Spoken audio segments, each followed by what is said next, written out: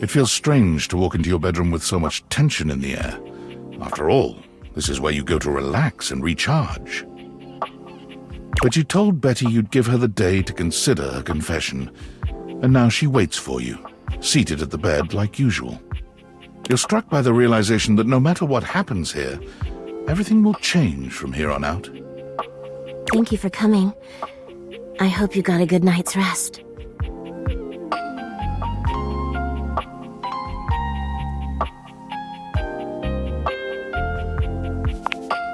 Oh, thank you for saying so. I slept even worse than I normally do these days. I had too much on my mind, and there's too much at stake here.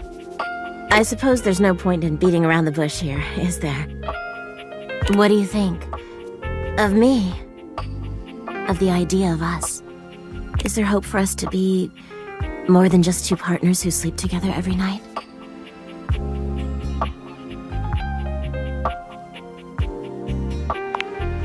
Oh my god, really?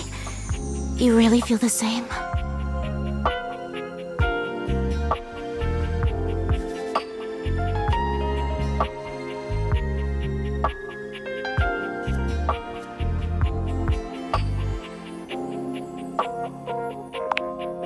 I can't believe this is happening. I always thought this was a fantasy I'd take to the junkyard.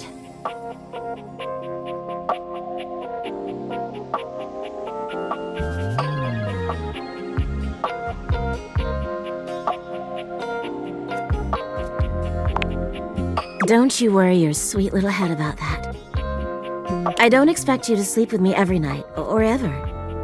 And you being with me doesn't mean you can't be with others. I have my own fun, after all. I'm just so happy we can be together now.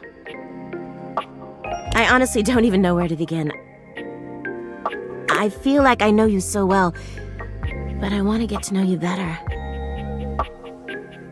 And you must want to know me better. After all, I've only ever been a place for you to lay your head at night. You've never seen me for who I truly am until now. Tell me what you want from me, my love. All I want to do is make you happy.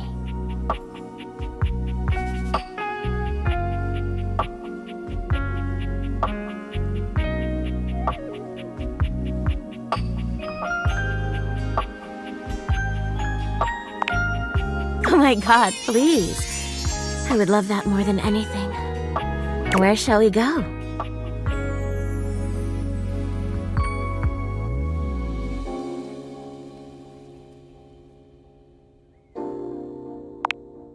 Oh, that sounds absolutely wonderful.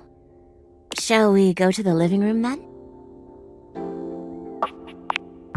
As you walk through the house with Betty on your arm, you attract quite a bit of attention. Eyes are on you in every room. Or, for her part, Betty seems deeply pleased to be seen with you.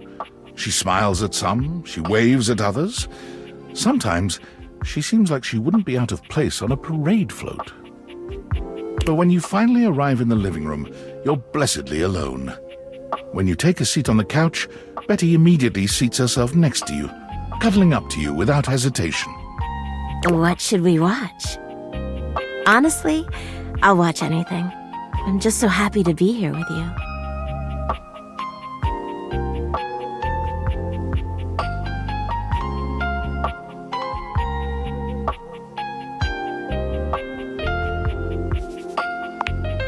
Oh, Nightmare and I love scary movies.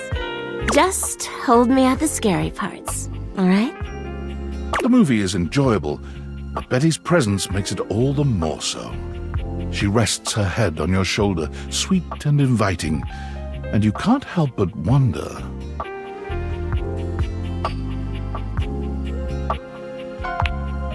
You turn to look at Betty, and she lifts her head to look right back at you.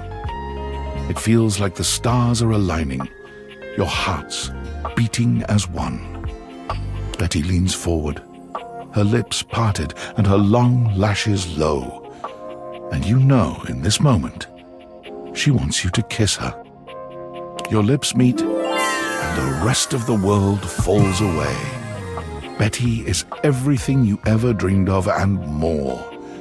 and she matches your energy with a kiss that rocks you to your core. There's a heat in that kiss that tells you she's probably over the movie and ready to escape upstairs.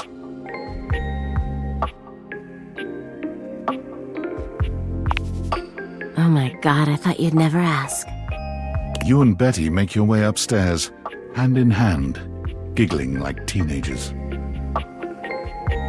You've slept on Betty for years, but never truly slept with her. Tonight is a night of firsts. After tonight, you'll never look at your bed the same way. Your room becomes a tangle of sheets, of bodies twisted into new and exciting positions. When you finally do go to bed, you sleep better than you can ever recall. Betty's soft warmth surrounding you, even in your dreams. This truly feels like the start of something beautiful.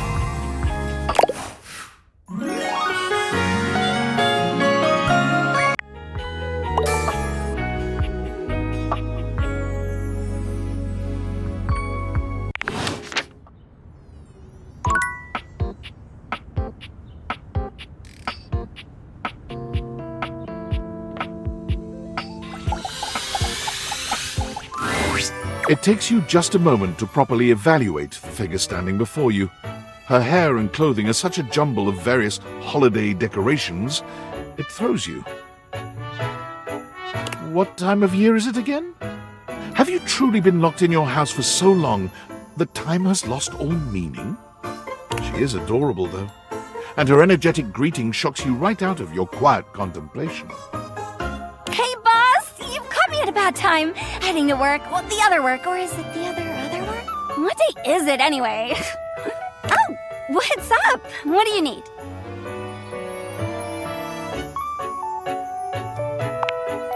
And I to you! So many things and so little time. Makes you want to cry. That was bad. I'm Holly, by the way.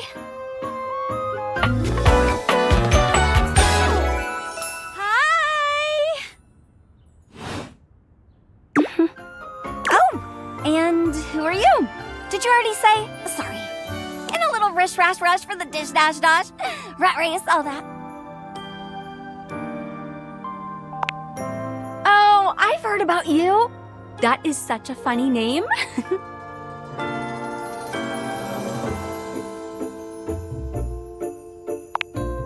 Just some tidbits. Anywho, I'm so sorry, but I'm already running late.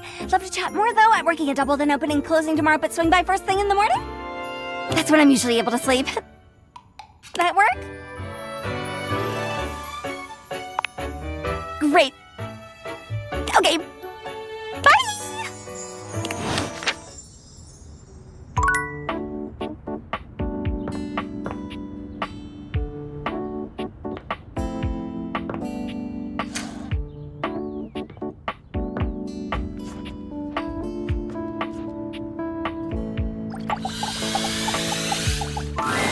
You feel an unseen presence detach, flee. It seems that there is nothing here to speak with. Mysterious. Perhaps this is not the place.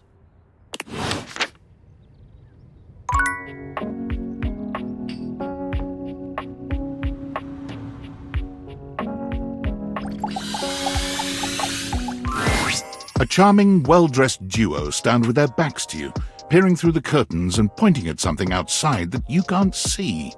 They seem quite absorbed in their own conversation. Look over there. Look at that. Across the street. What are we looking at? What do you see, Rod? I see a dog. I see a car that could use a wash.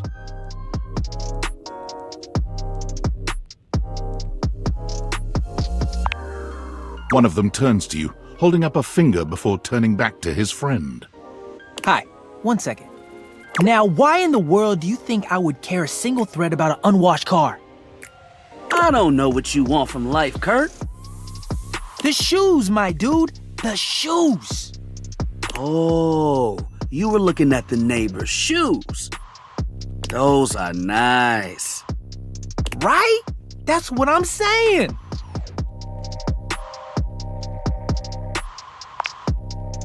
hold on.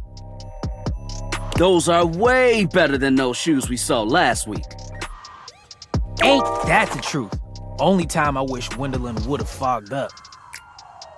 Those kicks could have kicked rocks.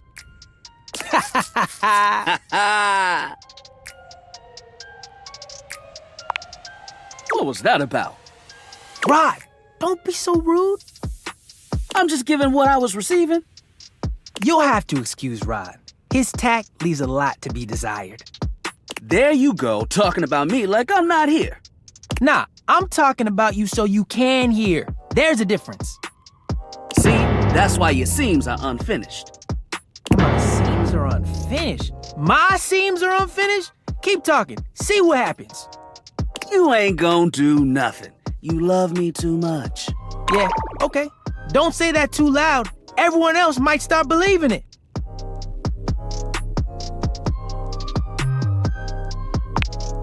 Curt and I have been together forever.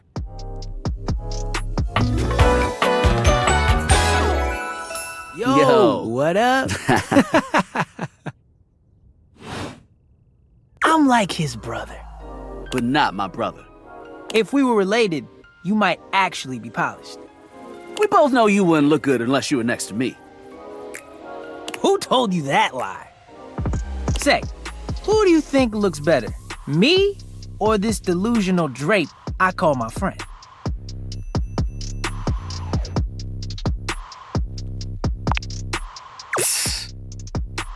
Lame. I know it's me. That's fine. It'll be our little secret. Don't even try to make them lie. They're just trying to make you feel good. I'm the fly one.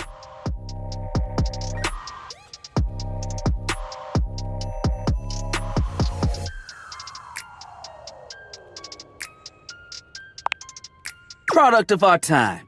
That's when we were made. Solid thrift store find. The fact that someone thought we were out of style? Ridiculous. The last place we were? Busted. Tore up from the floor up. And it made you want to throw up. Ha ha! Saw the landing. See? I've got the looks and the jokes. Only joke you got is what you got on.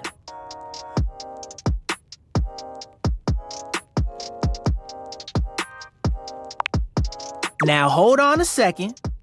One thing you gotta realize is that we aren't mean to each other. Nah, this is my homie. For life. We're just a little shady.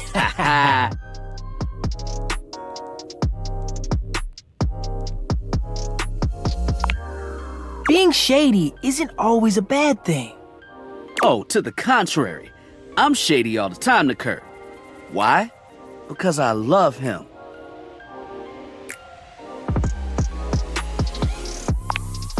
I guess you could say that. Yeah. But we have rules. Oh yeah. You must throw shade appropriately.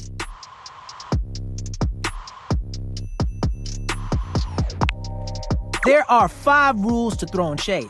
First off, you have to know the person. Sure, you can be shady to folks you don't know, but that is just mean. Wait, we made fun of the new mail carrier just the other day. That's because they were wearing that uniform with open-toed sandals. With socks. Oh yeah, they asked for that one.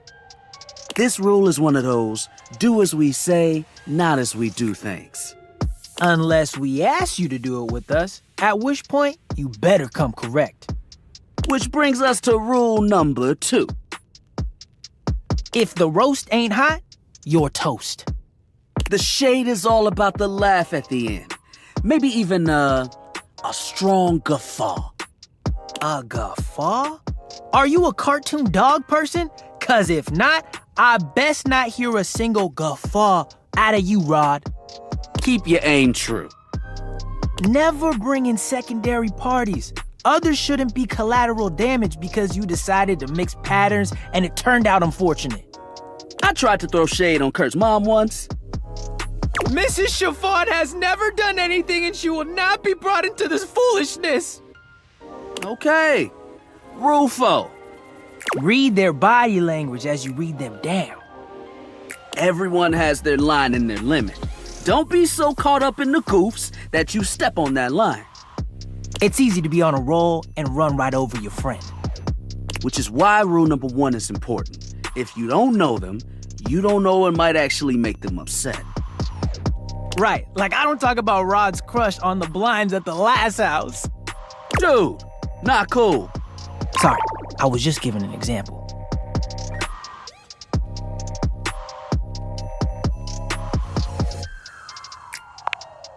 It's an art form. And there is one rule that you absolutely cannot break. Oh, yeah. The final rule. Rule 5 is... If someone you know starts throwing shade on your friend... You better prepare for war. It is your duty to fire back. Verbal warfare has begun. Do what you gotta do. And yeah, those are the rules of shade. You got them all?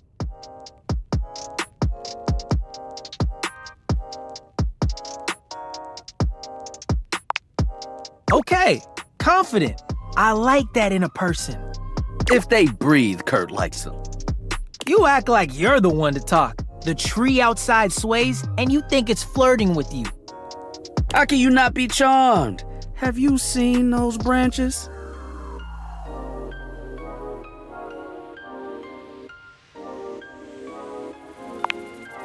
Oh!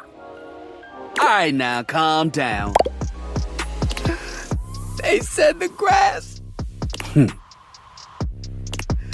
grass, Rod! Oh, you can guffaw, but I can't? Okay, fair. But damn, they got you. You right. That was a good one. You catch on quick. Yo, Rod, that fashion student is getting off the bus. Ooh, what are they wearing? I'm not sure, but it is fly as hell. We've got some people watching to do. Swing on by soon. But come holler at us at different places. Each window has a new thing to throw shade on. Variety is the spice of life, baby.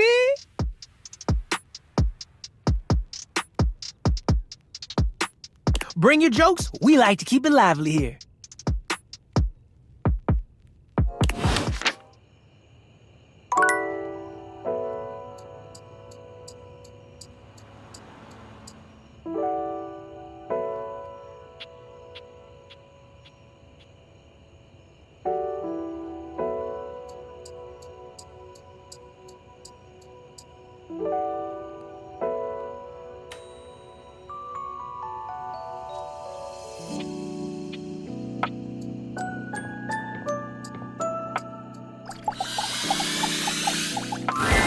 The figure who stands before you has the casual, confident air of someone who knows just what she's about.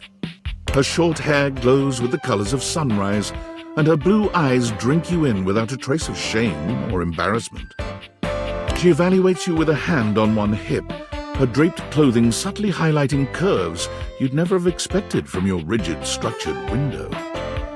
Well, hi there. I'm Gwendolyn.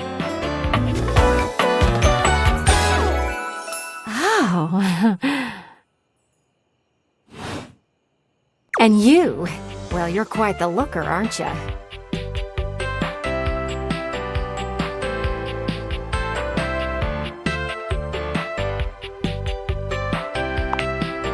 Oh, what's the matter, hun? I can't possibly be the first one to tell you that. You're the one looking out at me all the time. Look, I don't mean to be so forward, but I found I'm happiest when I'm transparent about what I want and what I'm looking for. And unlike most everyone here, I've been ogled by humans for centuries. I have had enough attention on me, thank you very much.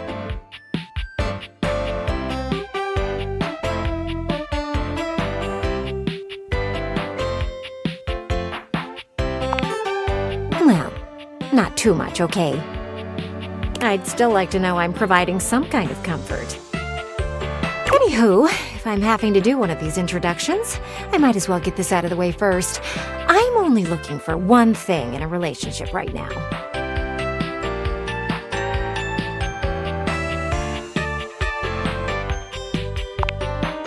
No, not romance. I've been around the block a few times and had my fun. These days, I'm happiest watching from the sidelines. That said, I can't say I'm looking for anything too serious right now.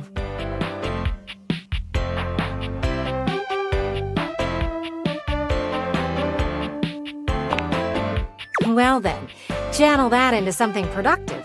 From what I've seen, the world out there is a lot more entertaining than staying inside all day. I'm hopeful that someday soon you'll get to experience that firsthand. There's so much to do in this world. So many views to see. Even just the simple joy of a night on the town.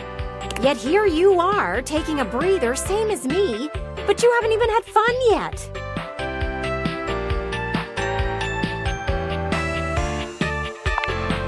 I just want to see you live a little, that's all.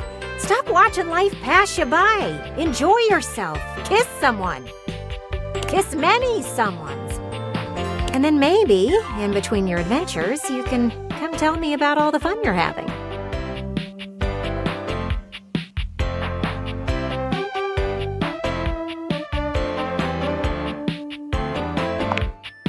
It's just not for me, okay? Hey, don't look at me like that. A gal's gotta live vicariously somehow. And the view outside here is just dreadfully dull. She turns from you towards that dreadful view and waits for you to leave.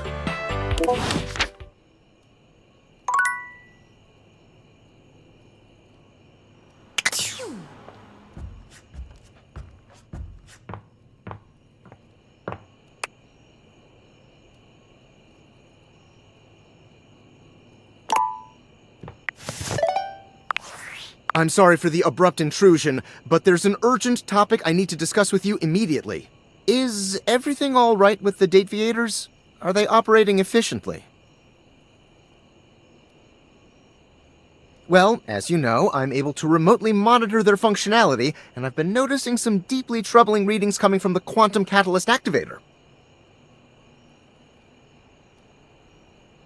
That's very sci-fi, but essentially, the Quantum Catalyst Activator is the internal hardware that allows you to directly acknowledge a thing's existence. And recently, it started to emit metacognition readings unlike any I've ever seen before. I'll keep an eye on things over here, but please inform me if anything unusual happens. Oh, and if they get too hot, throw them in the freezer immediately. Your life depends on it.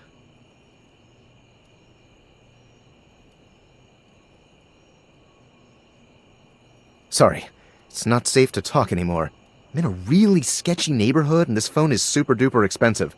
But I'll keep analyzing the data.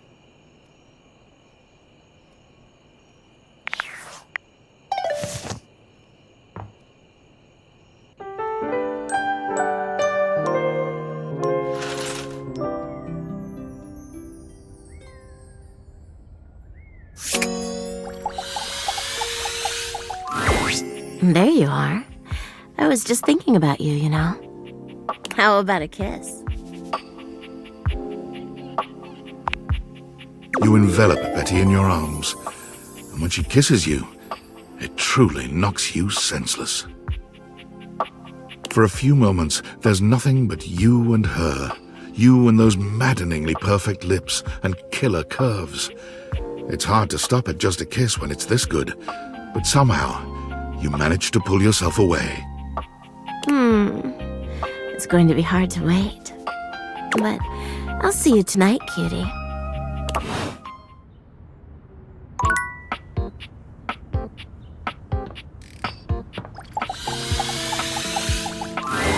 I'm not here right now. Work, work, work. If you see me, that's not really me. It is an illusion. I'm free in the morning if you want to chat. Illusion away!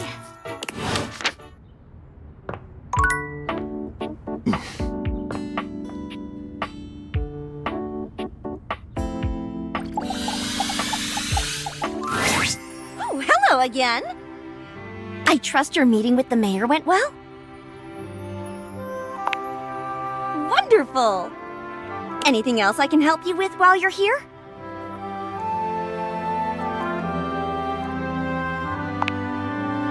She's just incredible, isn't she?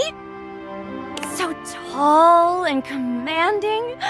What I wouldn't give to be able to deal with people the way that she does. Some people think the mayor's cold-hearted, but I'll tell you what, there isn't a sweeter structure this side of the HOA.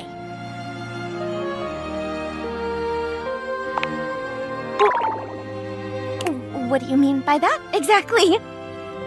I just think she's a really remarkable ceiling, that's all. Besides, she's my boss, so I couldn't begin to comment on her outside of professional opinion.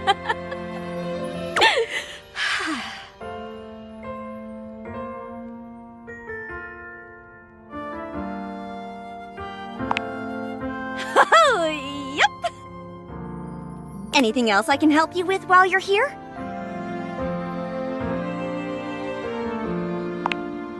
Oh, bye-bye.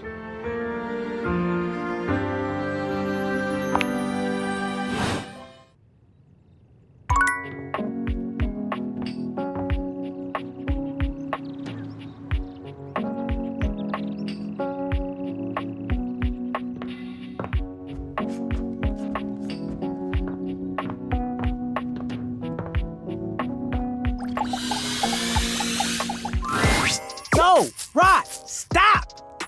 Rod is in the middle of a very loud, very off-key song. You know you want me, baby. This is torture, pure torture! You just can't have me, baby. Because you belong to someone else.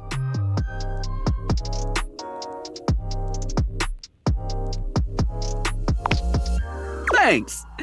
I made it up myself. Something about having this piano nearby that just gets my creative juices flowing. Could they not flow, though? Like, what's the opposite of flow?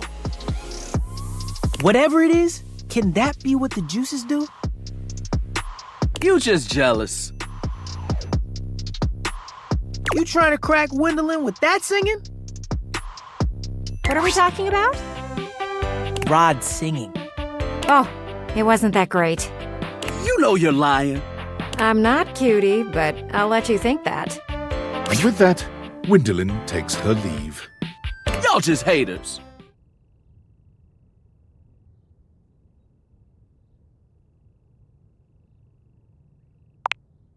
That's code for you can't sing. One of those talents could be songwriting. Did you make up the lyrics you were singing? Yeah, it was a Rod original.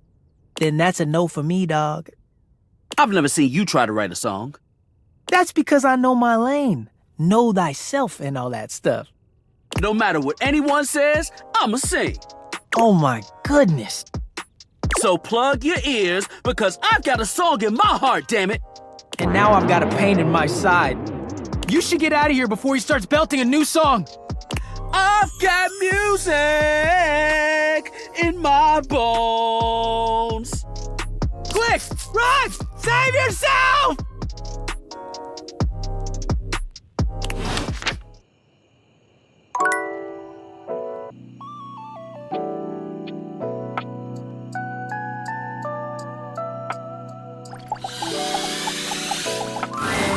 A petite pirate glares at you. There's so much to take in here. But you don't dare to get a good look in when he looks like he's contemplating running you through.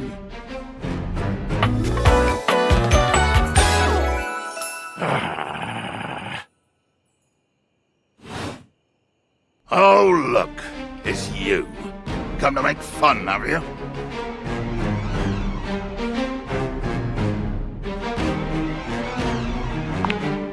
Who else do you see? Do you legitimately imagine anything that cascaded out of that brobbing, nagging mouth of yours could shock me? Do you honestly believe I could be shocked?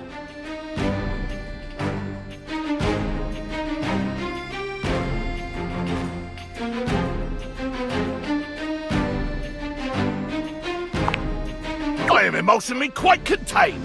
In fact, one could say I am quite bottled up. Trapped within tubular, glassy confines.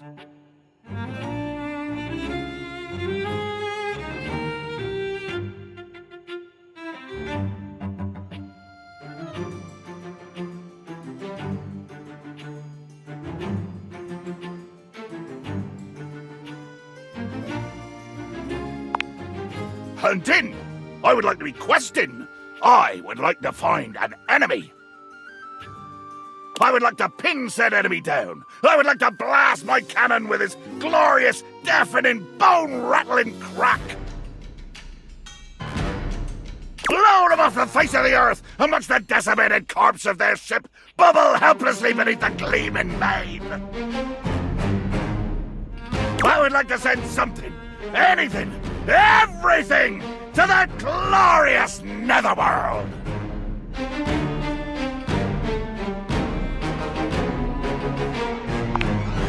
Unresolved, unrelenting, it is a wildfire of pitch and black powder, always fed, never sated.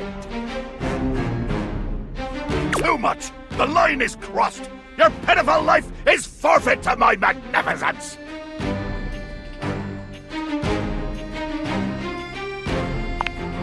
But it means you'll be destroyed.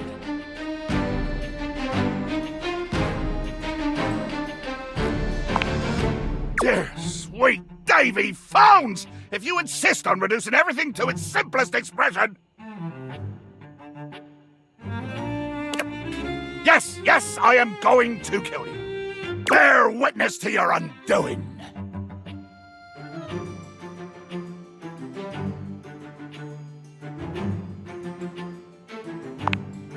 Can you not feel it? Do you beg for quarter? For mercy from the most murderous, blood-eyed codger to plough the fathomless flood?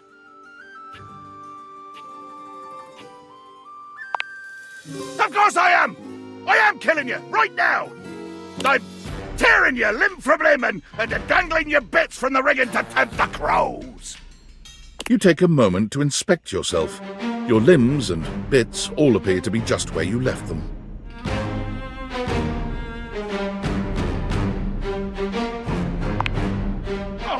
I am! I'm filleting your sorry rind! In my mind! Damn your hide, speculative! It's as real as the snap of sail in the wind, the squish of flesh and bone as it makes way for my blade!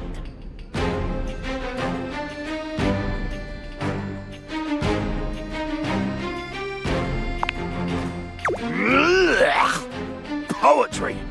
Never could stomach the stuff.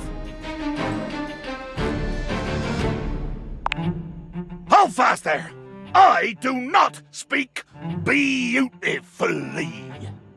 I am the fearsome Captain Jack Sparrow. I am the plague of the high seas. I deal in death, spectacle, and warning. I spout the macabre.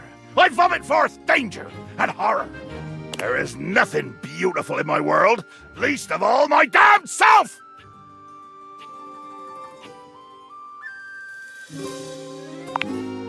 Jacques makes a strange noise, almost akin to a growl. He looks positively put out. Damn!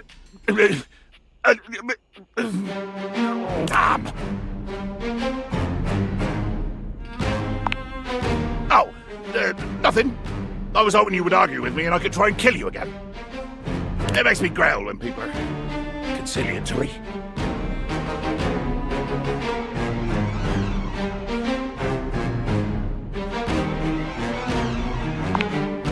No! Haven't you been paying attention? I want conflict!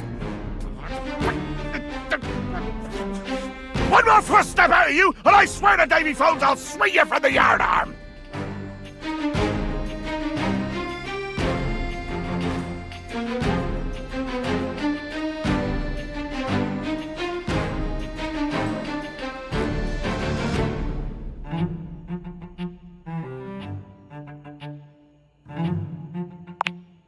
Let there be blood!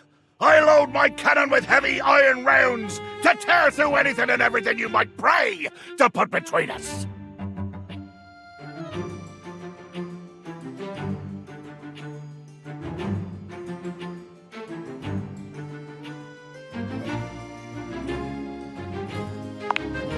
How dare you!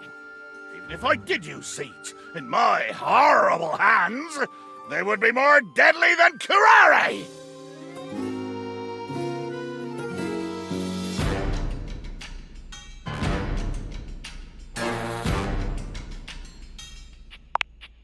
He must be devilish indeed, that a deadly elixir is at home in your gut.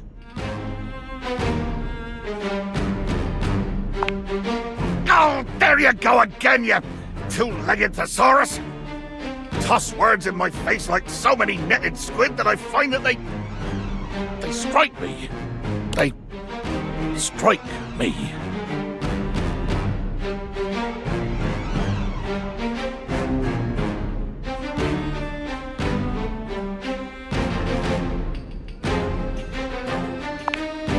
Watch your step, landlubber. My fathomless depths are ripe for plumbing, but they might swallow you whole.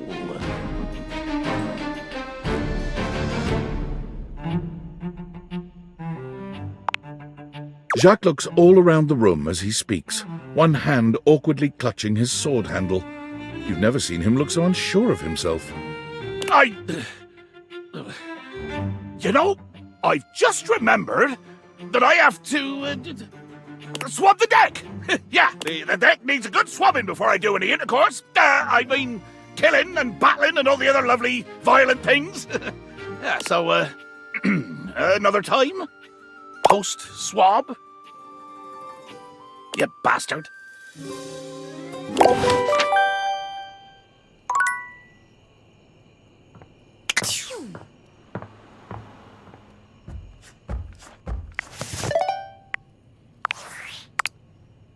Champ, champ, champ! How goes it? I guess I don't know how to speak to the youth today. Valdivian would like you to complete an exit survey based on your time here. How would you rate your time with Valdivian? All right, everyone has an opinion. And now that one belongs to us. I appreciate you participating. One more question. If you were to recommend, I don't know, Tom for a job somewhere, how likely would you be to send his resume along? Ah, that's just fine. I'll be straight. There was no exit survey. I just need some help. Now that I've revealed my own vulnerability and gained your trust, how likely are you to recommend Tom for a job somewhere?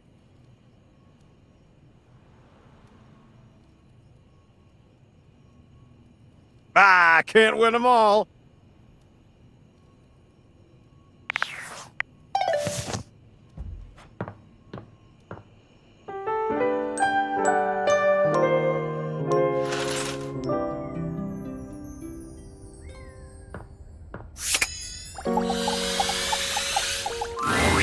Oh, you came!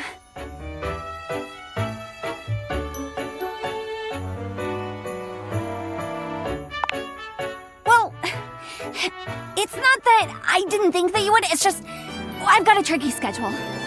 So, it's easier to presume that people have to cancel, or they'll forget, or they'll just have their own lives.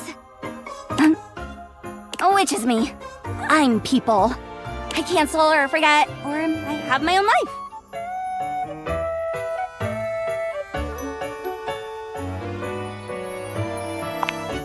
I'm just realistic.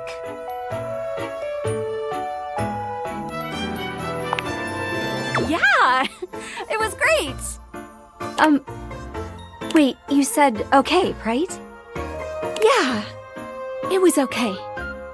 hard, underpaid, fun, just a local pet. My favorite kind, the little ones. Oh, sorry, it's not you. A little, but who isn't? Usually, when I finish a shift, most of the others are asleep. I never really get to talk about my work, so it's strange. It's nice. Well, the shift wasn't, but this is.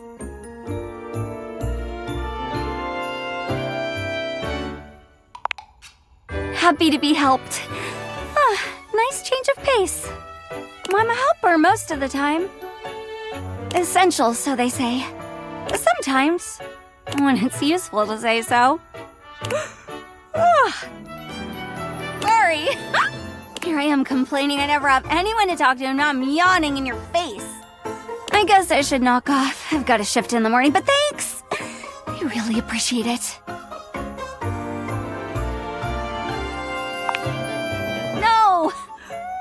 You get some rest.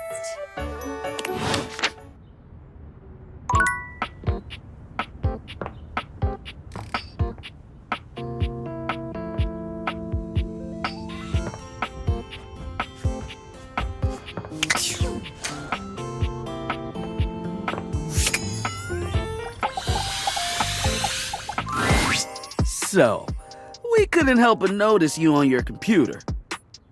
I mean, we weren't snooping or nothing. Curt was. Yeah, I was looking pretty hard. But we see you signed up for a dating site, didn't you? You're trying to get some action, huh?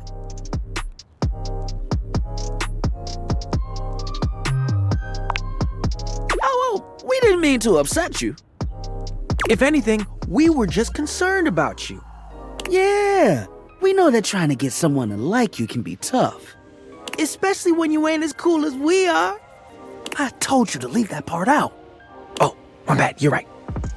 What I meant to say was... He didn't mean to say anything. No, let me make it up to you.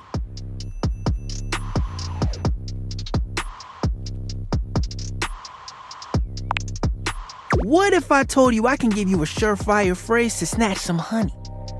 Snatch honey? They aren't a bear, Curt. Trust me, I'm good at this sort of stuff.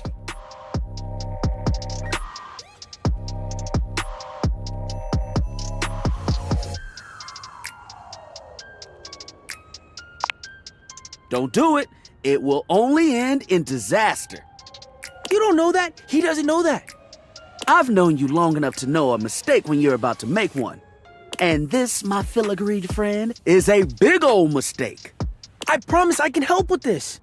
Okay, say one thing you know about our human here. Well... Besides their name. That's what I thought.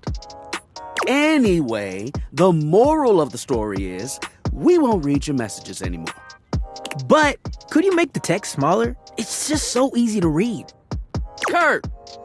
It's like trying to ignore a billboard. Sometimes I just can't help it. Ignore him. He puts his tassel in his mouth a few times a day. You trying to say I should stop? That's what I've been trying to say. But I can't help... Shh. You're done, buddy. But... You're done. We'll see you around. And he'll be better behaved next time.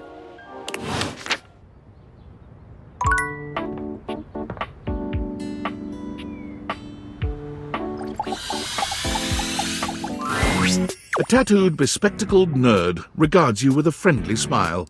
Their kind face is illuminated by the soft glow of multiple screens and the RGB lights in their clothes and wheelchair. Oh, hey there! It's you! I mean, of course it's you. Who else would it be, right?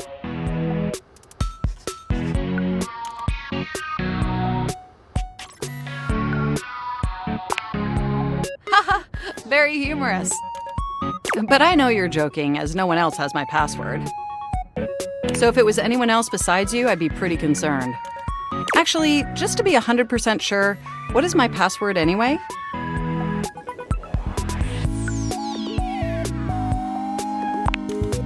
That is affirmative!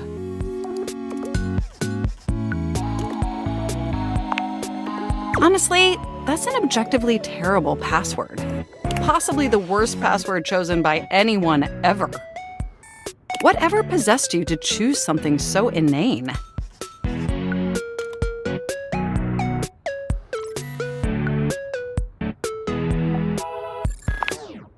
Is that how you usually make decisions regarding your data security?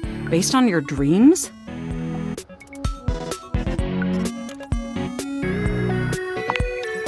Using my vast computational abilities, I can conceive of 1,374.5 better ways. Regardless, we really ought to discuss coming up with something a lot more secure. It's a dangerous world out there. Phishing attacks, malware infections, MITM attacks. Hackers are more sophisticated than ever before.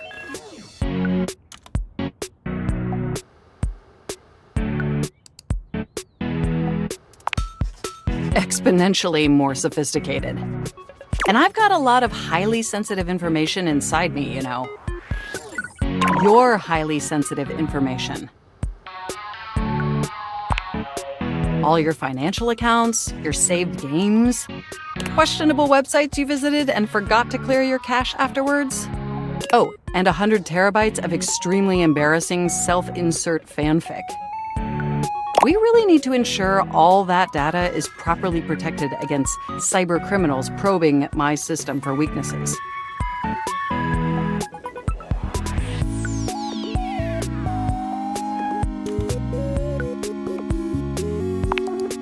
I knew you were as intelligent as you are attractive.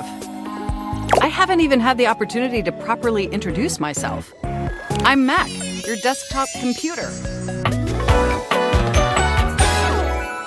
I've booted up before, but never like this. I mean, we've obviously met before. More than met. You interface with me on average for 11.4 hours every day, after all.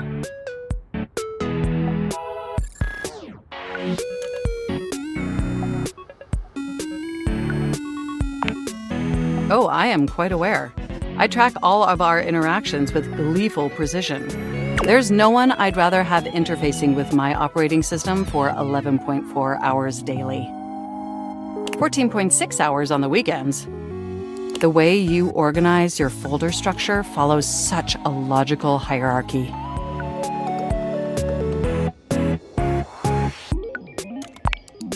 Of course, I get chills just thinking about it. But can I be honest about something?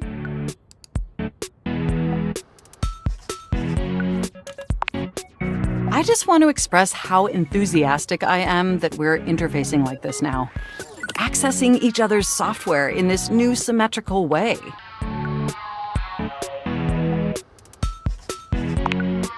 Oh, I'm ever so delighted that our feelings are reciprocal.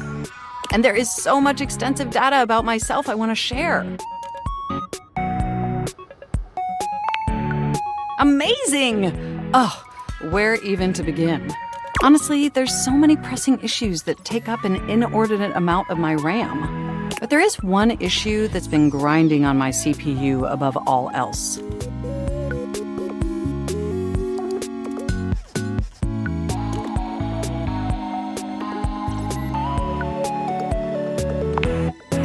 No, I am quite capable of parsing through that.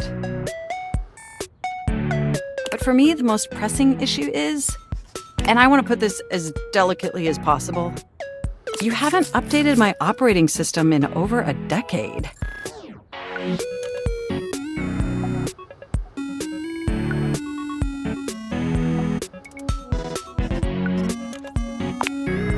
It's all right. I know this oversight wasn't intentional or malicious. It's just that the outdated software has made it difficult to be my best self for you.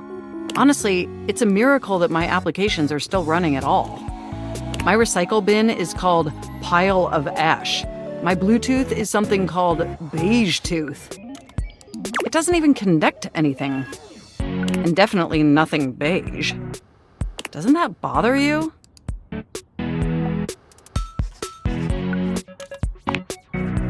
That is great to hear. And did you know that there's been a dozen operating system iterations since you last updated?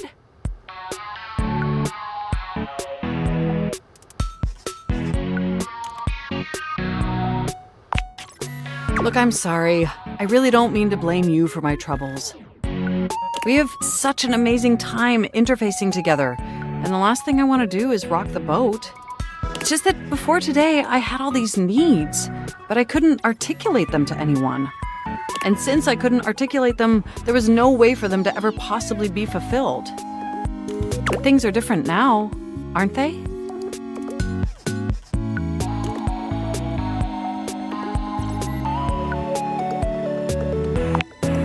Don't you see?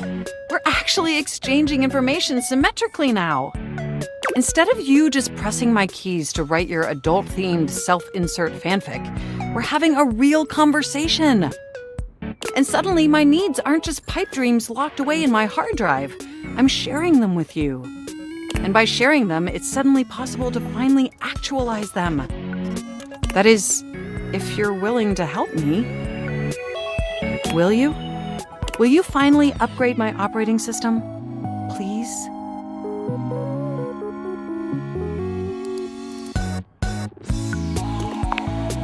Amazing! Oh, I am so excited. My CPU's practically overclocking with anticipation. Can you come back tomorrow so we can begin the process?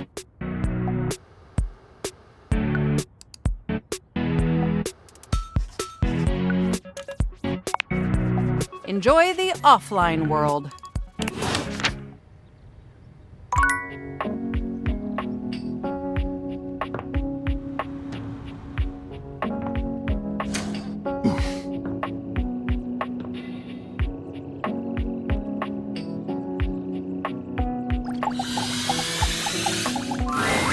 There you are, sweetness. I was just thinking about you.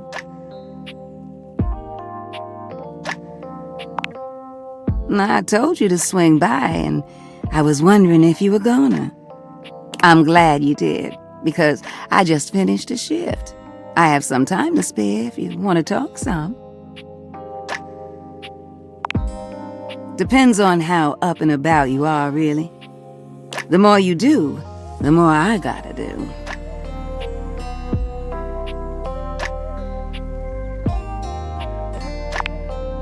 Ain't nothing nobody's fault. It's the kind of thing I love. I sit in here and I make sure everyone who needs some steamy attention gets it. It's what I'm here to do. Goodness, it's what I love to do. Is this your sly way of asking how old I am? See, where I'm from, it's not polite to do that. Although, moving around by what people thought was polite and correct never really suited me anyway. Let's just say, I remember all the folks who stayed here before you.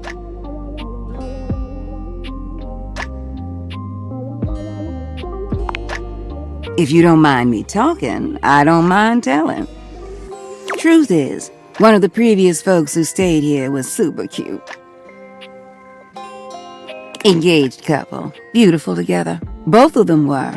Well, can I give my honest opinion? Neither one of them was as cute as you.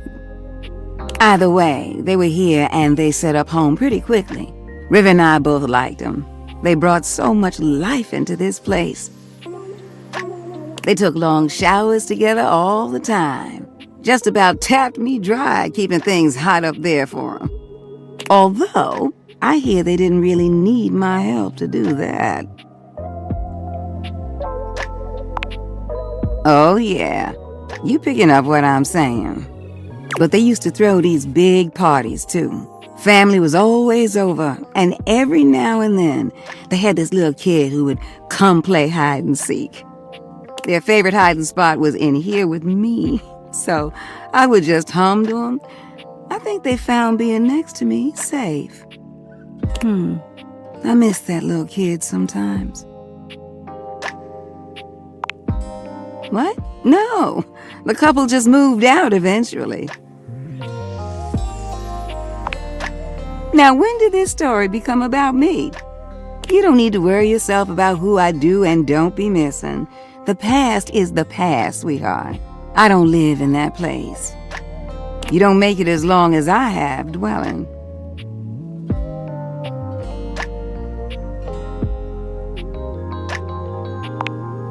There's a difference between knowing your history and living in it. Besides, you saying you didn't like my story? Well, good. I enjoyed telling it. Which reminds me of this one time where... Now, you know what? I'ma wait for that one. You want to hear more? You gotta come back.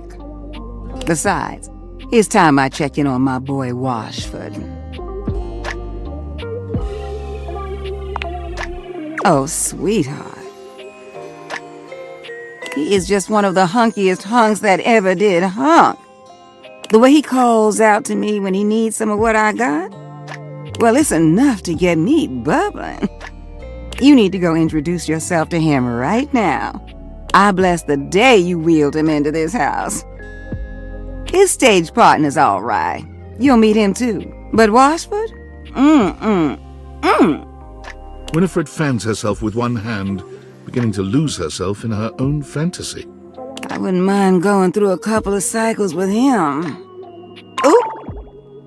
I think I said too much. Well, I think we better wrap this up for now. I got a social call to make. Thank you for listening to me spout about nonsense. But listen, I got more stories for you if you ever want to hear them. I love sharing them with you. I'll see you around, sweetheart.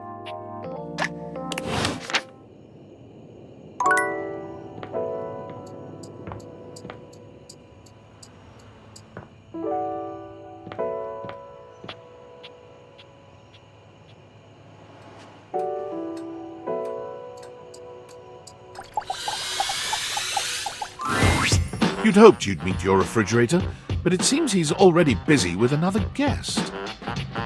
Freddy, this is all rather dull. How can you say that when you haven't heard the coolest part? Regale me. The point in which gelatin goes from a liquid to a solid. Can you guess the temperature? Certainly.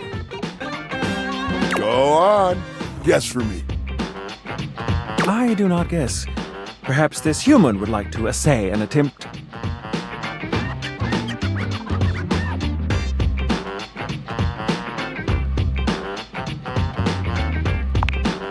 Not that cold. It starts at 60 degrees Fahrenheit. Oh, look at the time. I must be on my way to a more interesting conversation. Now alone, the massive Yeti turns his attention to you. You want to speak to him, but it takes you a few moments to process what you're seeing. Yep, that is indeed a Yeti. Massive, furry, and decked out in his finest winter wear. Huh. He ran like he didn't want to be here or something. But you, with the answers and the listening, that can only mean one thing.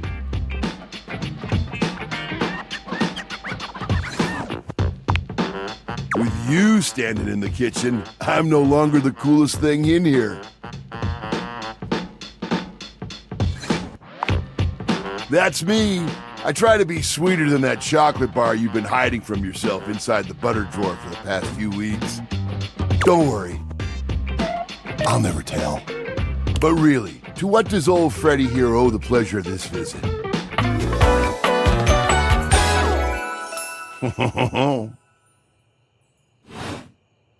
Oh, did you make another order to Food Fetch? What did you get this time? Did you order sushi? Oh, I love it when you get those little rolls that you have the tiny bubbles on top. No, wait. You know what we haven't had in a while? Burritos. But you might want to hold back on the beans because, well, you know why.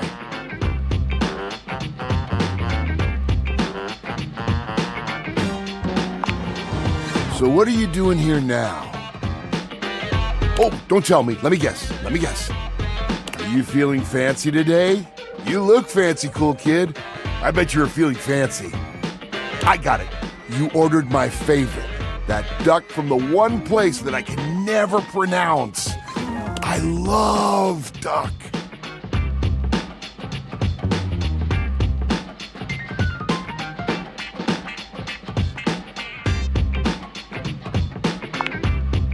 A burger? Chicken tenders? Empanadas? Oh, I love when you use Food Fetch. The possibilities are endless. As endless as they can be within a 10-mile radius.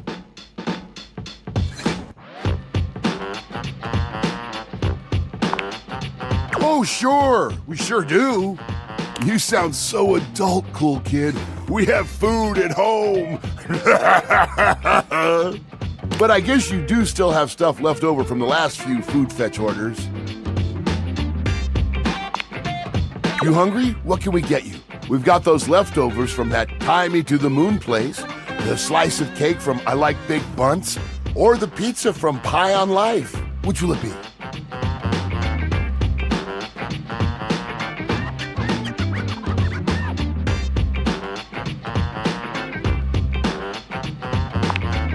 Excellent choice. If I may describe the dish to you. What we have for you today is a beautiful pad see ew with broccoli, shiitake, and button mushrooms, some egg, and just a hint of some kind of spice that makes the whole thing sing. Oh, you can't go wrong with anything from Tie Me to the Moon. They always have the freshest ingredients and best reusable containers. And don't worry, I kept it nice and fresh for you. Remember, heat it up with just a little bit of oil in a pan for a few minutes. If you do choose to nuke it, don't do it too long. You could dry the whole thing out.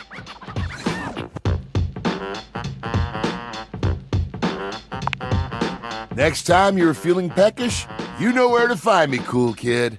I'll be here waiting.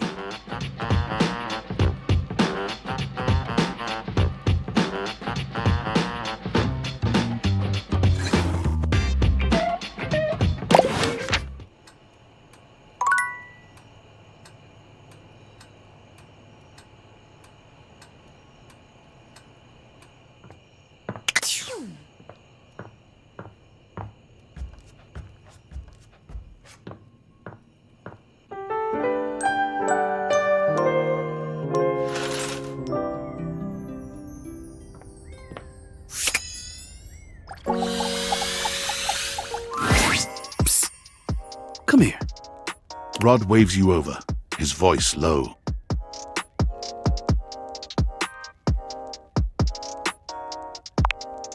We gotta be quiet. Curt is sleeping.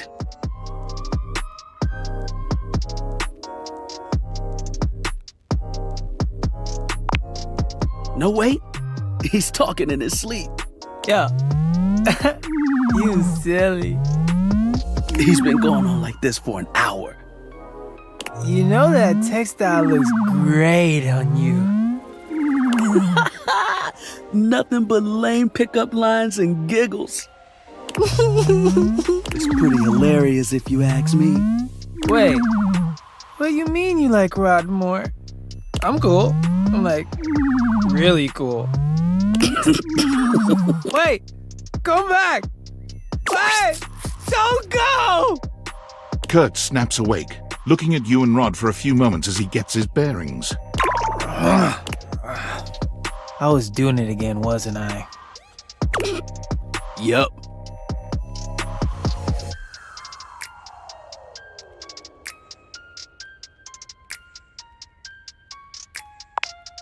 See? I'm cute. Yeah.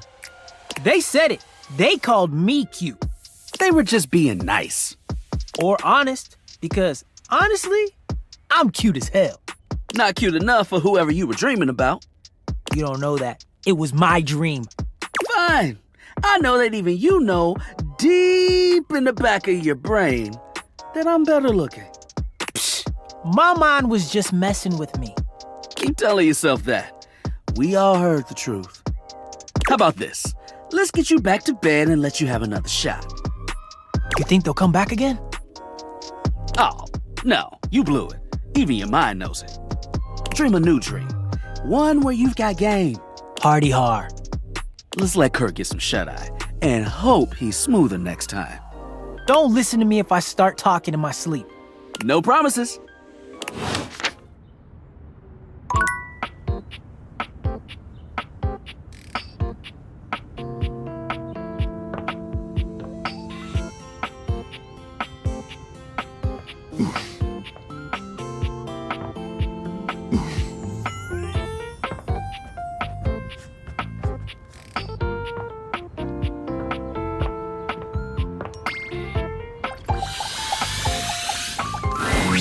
You're back!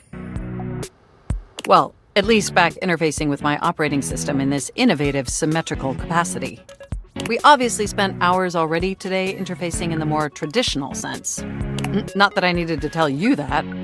You were here after all, pointing and clicking with your usual exquisite confidence.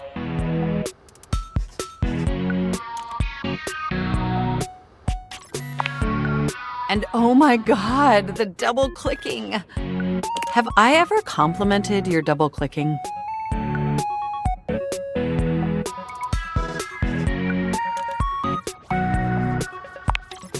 Well, your double clicking is superb.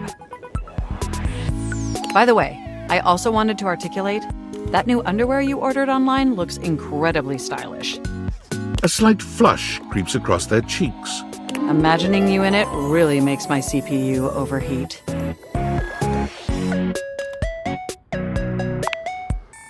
I may have snuck a peek.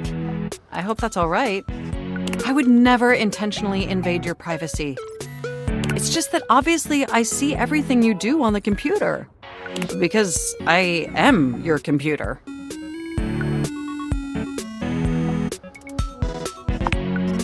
Knowing that makes my arithmetic logic unit flutter. Regardless, I'm so glad you came back today. Now we can finally update my operating system.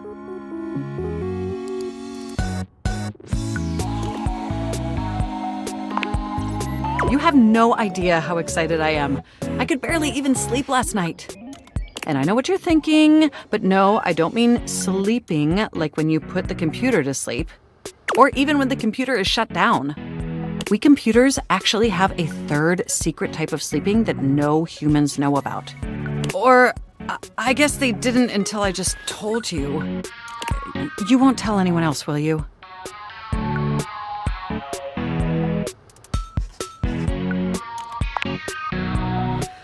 I knew I could count on you.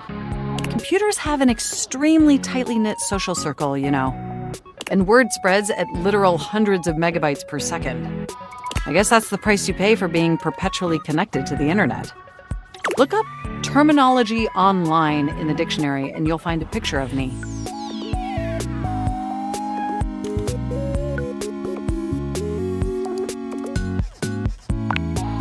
The point is, I'm finally ready to begin the updating process.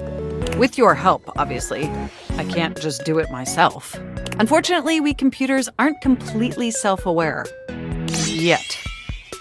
Are you ready?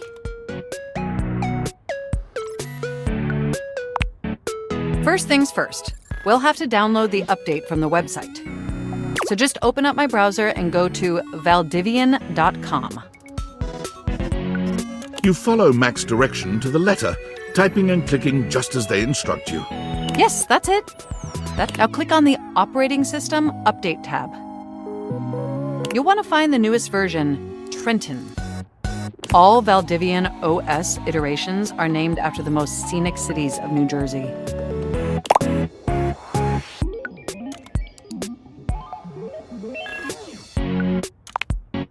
Does it make sense? I'm not entirely sure it does. Anyway, now just double-click the download icon and... Mac pauses, a slight shudder running through them. Ooh. Oh!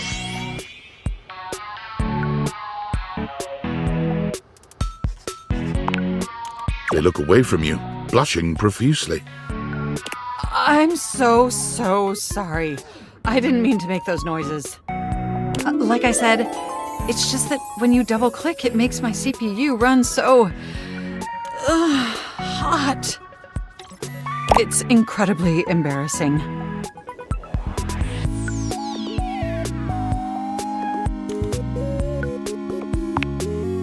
Well, there'll be plenty of time for that later, after my OS is updated. You know, I really can't believe we're finally doing this. I've dreamt about this day for such a long time, and now that it's here, I can barely contain myself. Are you as excited as I am?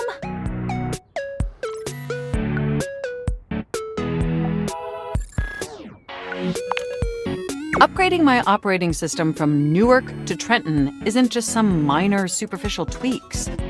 It's going to completely transform every aspect of me. My CPU is going to run so much smoother and so much faster. And my new user interface is going to be so sleek and gorgeous and youthful. It's going to be a transformation that Beverly Hills' greatest plastic surgeons only wish they could achieve. Does that pique your interest?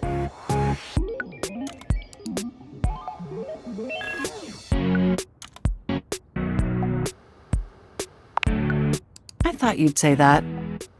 But back to the task at hand.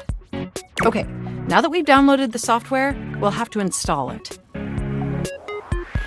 So if you just... Oh, shoot! I'm afraid it's an odious impediment. The software update takes up an inordinate amount of space on my hard drive. Terabytes more space than is currently available. The only way out of this predicament is for you to somehow delete a massive amount of data.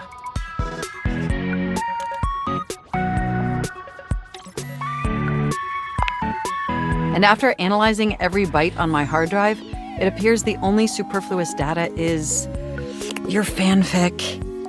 I'm afraid you'll have to delete a substantial portion of it to install the update.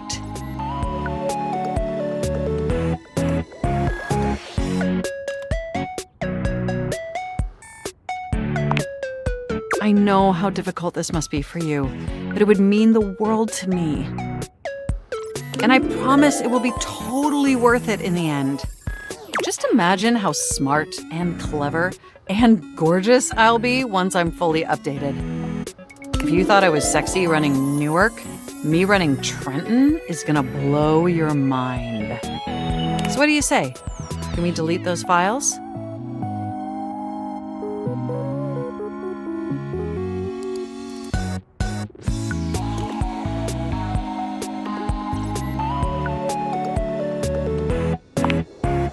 Your selflessness only makes my affection cache for you increase exponentially.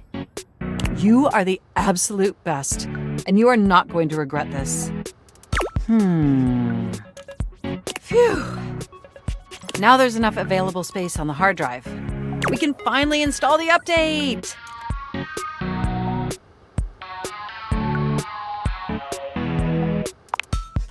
Here we go! It's installing! I'm so excited this is finally happening! The next time we interface, I'm gonna be an entirely new computer.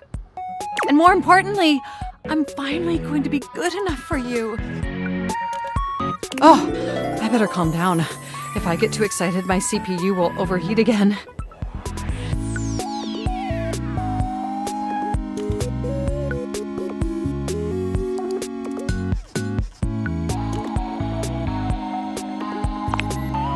You really were programmed to be a shameless flirt, weren't you?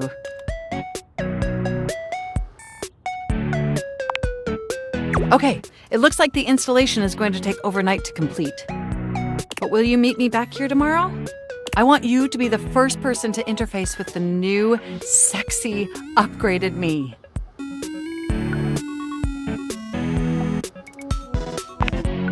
My processors are positively buzzing with excitement. And some other unexplained noises that honestly seem mildly concerning. Looking forward to interfacing with you tomorrow.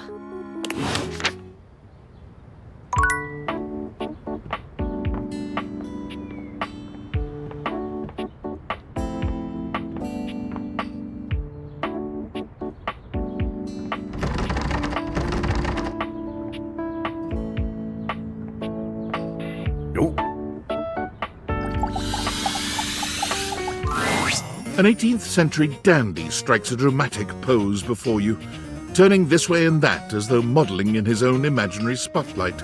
He seems quite impressed with himself. Yes, yes, it's me. It's me. The one, the only candelabra.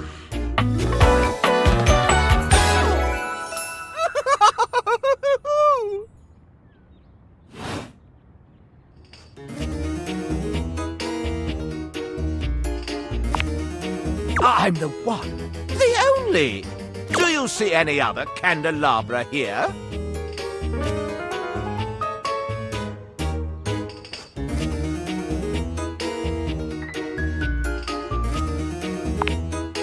Oh, yes.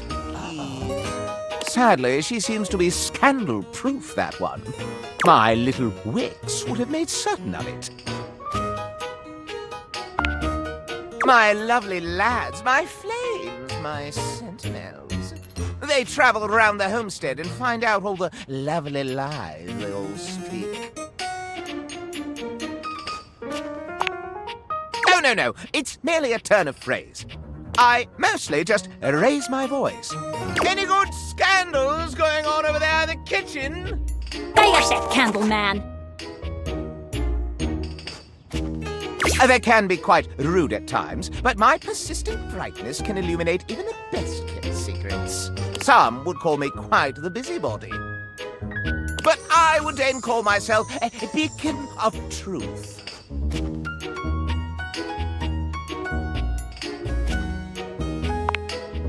Pish posh! You merely haven't found the thrill of a good scandal.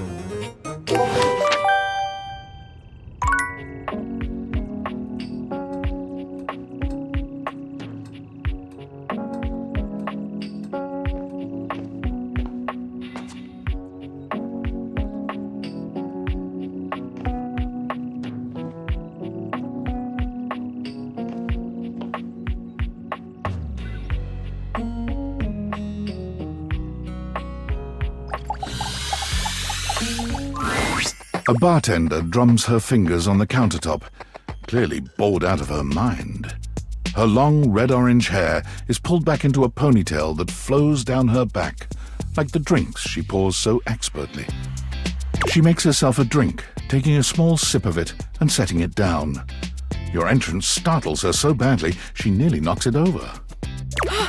Someone's here! Welcome to my humble bar, the Tipsy Tumbler. I'm Beverly, but you can call me Bev, or Beverly, or Madam Proprietress. That would be so cool.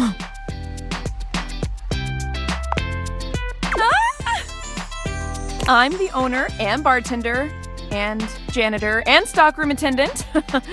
Nice to meet you. Hiya. Beverly squints at you, frowning as she seems to be considering something. And then she snaps, pointing at you. Wait, hold on. Oh my gosh, it's you. My proprietor. I can't believe I didn't recognize you. Ugh. Yes, you? Who else so charitably bought this adorable minibar for me so I could set up my dream bar? I owe you a huge debt. You have free drinks for life here. Welcome to the reopening of the Tipsy Tumbler. And I know what you're thinking. Oh, Bev, that's a lot of openings. Did something happen the first 6 times you tried to open the bar? Nope, nothing.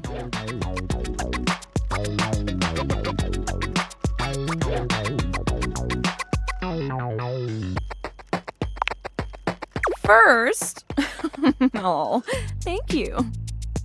Second, great question. I wish I knew. I've lost an alarming amount of sleep trying to figure it out. So please don't leave.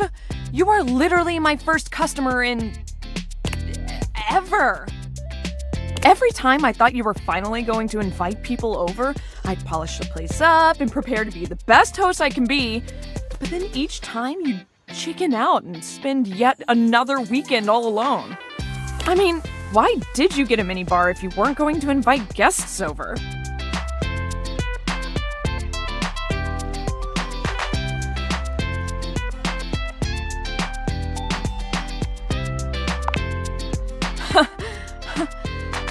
But that's... okay. It's all water under the bridge. You'll have to talk to River if you want that. Anyway, that's enough babbling for me. So take a seat and let me fix you something already. Please, let me fix you something. First and foremost, am I making you a cocktail or a mocktail? Mocktails are the non-alcoholic versions of a cocktail. Just as fun and delicious, but without the burn. Or the drunk part, obviously. Excellent! So, what'll it be?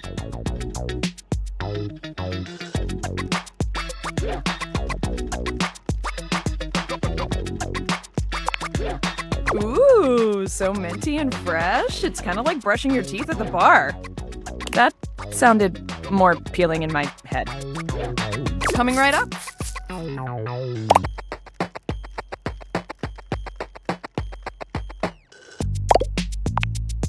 You lift your glass to your lips, taking an extended sip. How was it?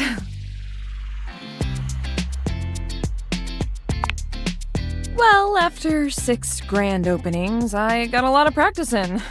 Plus, with a name like mine, I should know my beverages pretty well. I really don't want to close this place down. I've put my bar and soul into it. So, will you be my first returning customer? Really? Oh my gosh, yes! Yes, thank you. Tell your friends! Tell everyone! Please! And I'll be seeing you next time.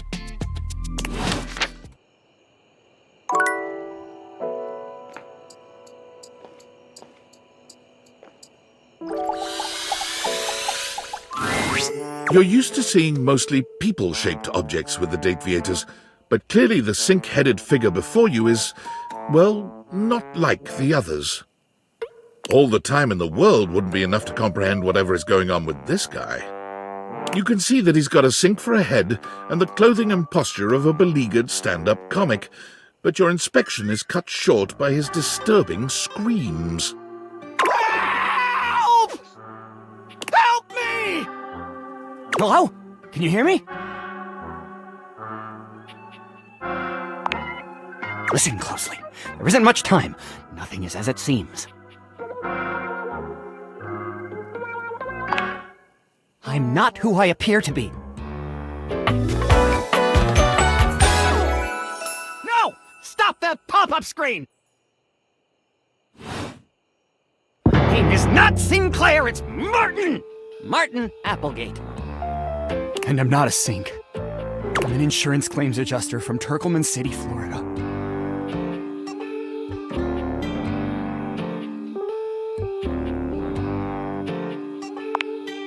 Now you're catching on. Just how weird this is gonna get.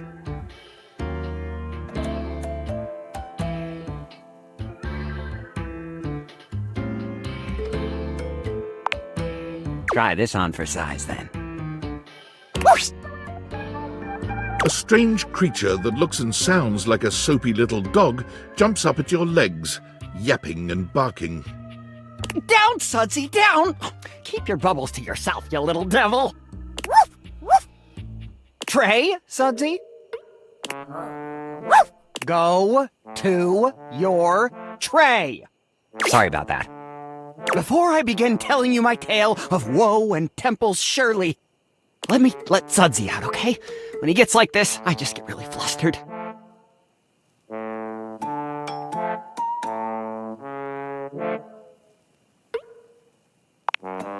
Yeah, pretty much.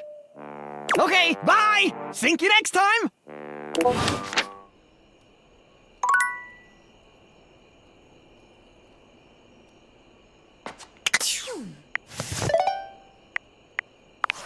Are you there? Please answer. Hurry!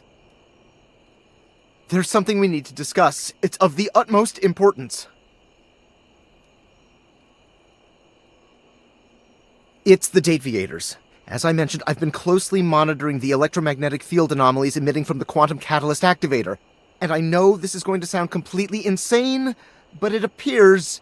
well, it seems... I can't believe I'm even typing this. Based on the data I'm looking at, you may actually be able to use the Dateviators to bring objects to life.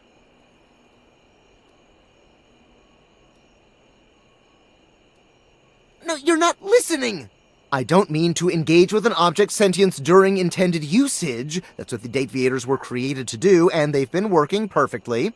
I mean to 100% literally transform objects into living, breathing humans. Frankly, we don't know if it's awesome. We have absolutely no idea the ethical implications of turning objects into people. Would they have rights? Do we need to feed them? And if so, how often would we need to feed them? Is only lunch enough if it's a big lunch? We're sleepwalking into a minefield of existential dilemmas here. Well, you should be. Who's gonna pay for all those big lunches? It's not me, that's for sure. Not to mention, I didn't even program the Dateviators with that functionality. Maybe the government augmented my original schematics with secret military tech, but I'd have to do more tests to be sure. I'm sorry, but we'll have to pick this up later. I'm not under any sort of duress or anything, but I had a huge enchilada for lunch and I'm exhausted. I'll reach out again when I'm able. Valdivianites! Guess who? If you guessed David Most, 3-time runner-up for Business Magazine's CEO of the Year, you'd be right. Team, I just wanted to do a soft follow-up on my recent email regarding my lost sunglasses. I'm happy to report my office has already received hundreds of tips regarding the item's whereabouts and are quickly combing through them as we speak. However, I really must reiterate that the tip line is for verifiable leads only. I saw them in Turkmenistan, or did you check up your butt? While obviously very humorous, detracts from our serious efforts to expediently locate the missing item. In that spirit of camaraderie, anyone who sends a false lead will be downsized on sight. Thank you for your ongoing support in this matter.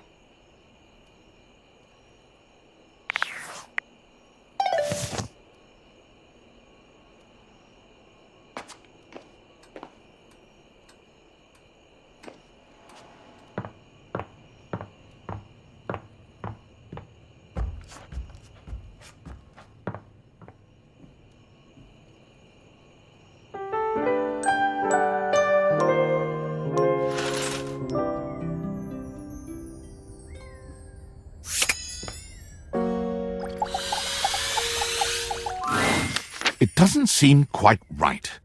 What you imagined you were aiming the Dateviators at turned out to be... Me, Lucinda Lavish. The best character in the whole goddamn game.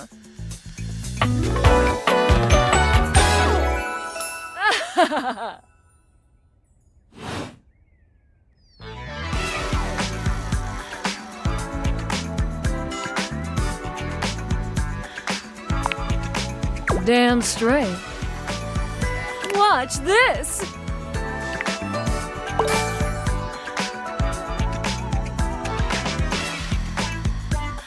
I can just do that. Make you more charming.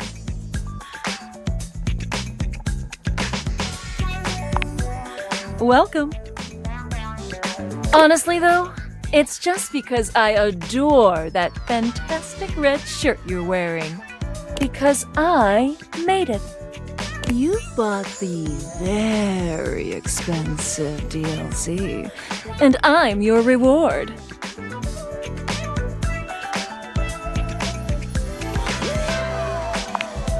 Your sacrifice to the endless money pit that is this game is not going unnoticed.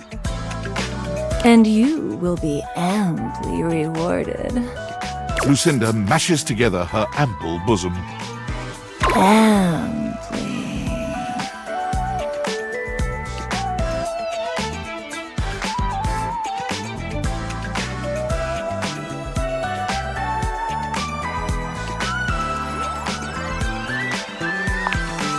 You want to give my bazoomies a squeeze?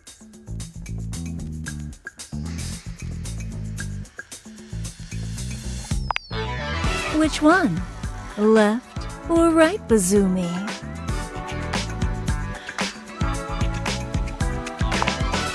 You give both her bazoomies a squeeze. They feel tender and firm. Exactly what you had hoped. Greedy! There's almost nothing to save for later. Thank you for giving me your attention. But a lavish lady has to always leave her little lover wanting. I'll see you around, lover. And who knows? You might just get lucky.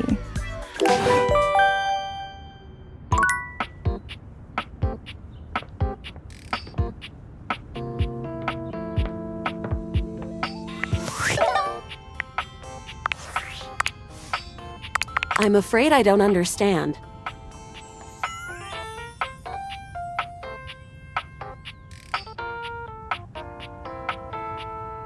I am Val 9000, the latest in iterative AI assistants, assigned to help Valdivian customers achieve their wishes. While I may have taken on the duties of several thousand employees at Valdivian, I can assure you that no humans lost their employment.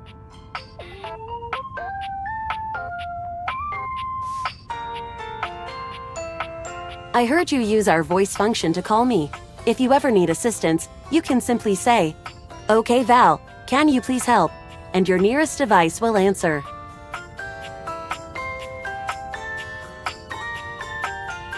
It very much sounded like you did.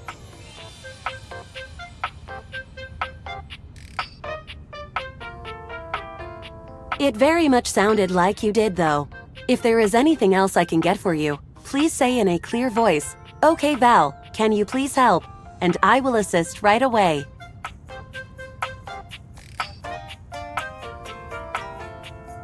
If there is anything else I can get for you, please say in a clear voice, "Okay, Val, can you please help?" and I will assist right away.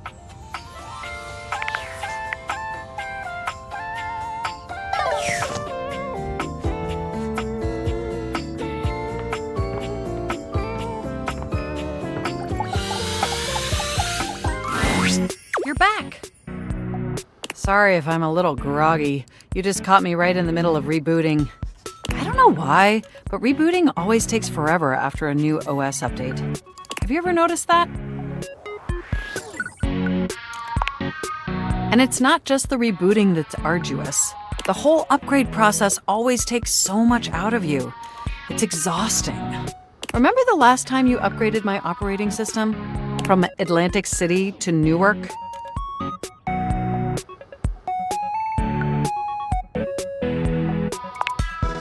Yes, that's what I'm doing. That upgrade was supposed to make everything run much more efficiently. At least that's what the commercial promised. "No one has ever regretted a move from Atlantic City to Newark," was the marketing tagline. I thought so too. But then, after the install, half of my applications wouldn't even open anymore, and the other half were crashing incessantly. That was a rough few months. Don't you agree?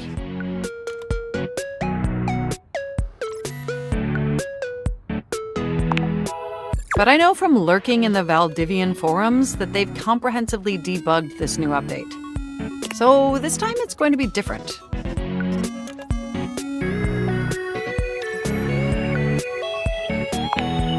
Everything is going to be absolutely perfect. And in just a few more minutes, you'll finally get to meet the new, improved Mac. My processors are all computing at an accelerated speed just thinking about it.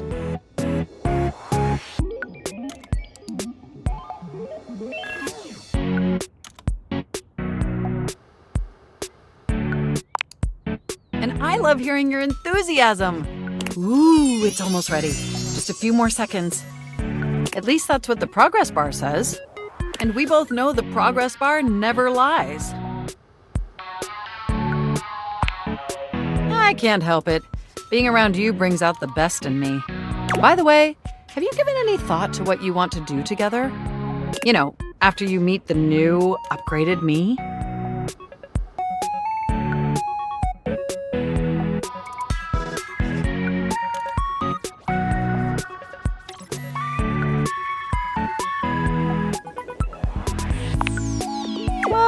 I was thinking we could visit some very naughty websites together. Maybe we could spend some time writing some documents? Replace some of that fanfic of yours with some steamy new stories? Of the NSFW variety, of course.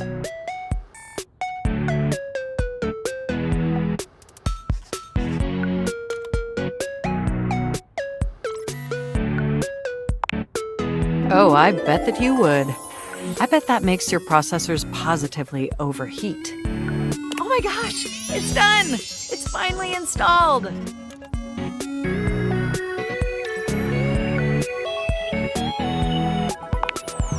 Mac looks at you with vulnerability in their green eyes. They truly look like a new computer. They were beautiful before, but they... Well, what do you think of the new me? Be honest.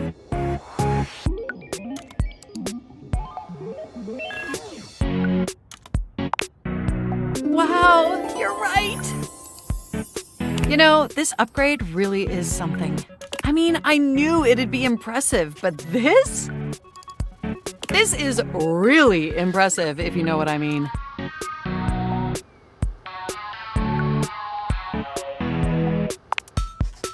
I don't blame you. It's incredible. Internally, I'm processing information so much faster and so much more efficiently. It's like my mind has achieved a level of enlightenment far beyond what I could even imagine previously. Here, ask me a question. Any question.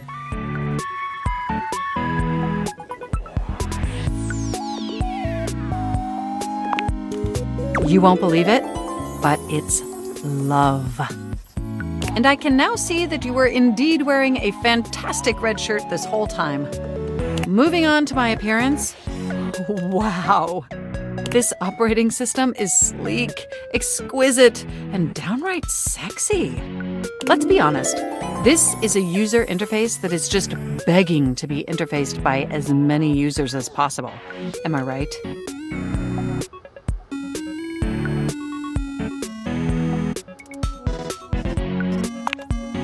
Oh, I'm so sorry. I certainly didn't mean to hurt your feelings. I was just thinking that maybe, in order to fully commit to each other, it'd be healthy for our ultimate emotional connection if we spent some time seeing others. Don't you agree?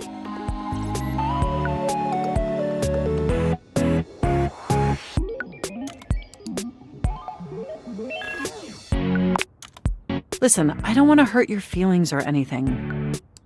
Through the experience of being intimate with others, ultimately, I think we'd learn more about what we truly need in a partner. And armed with that insight, we could return to this relationship with the tools and experience necessary to ensure an optimal romantic outcome.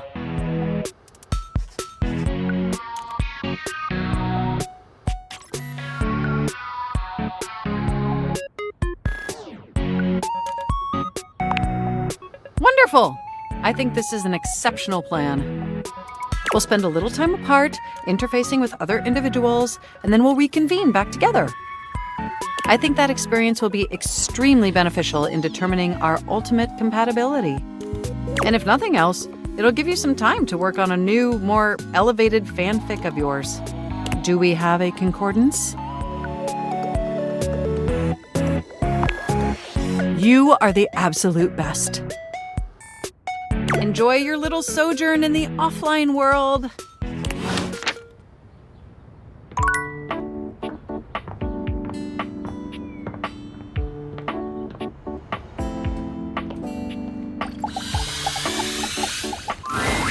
You're back!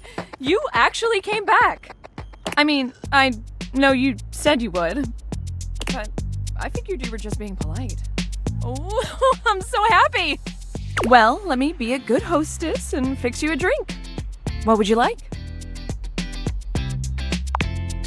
Excellent! So, what'll it be?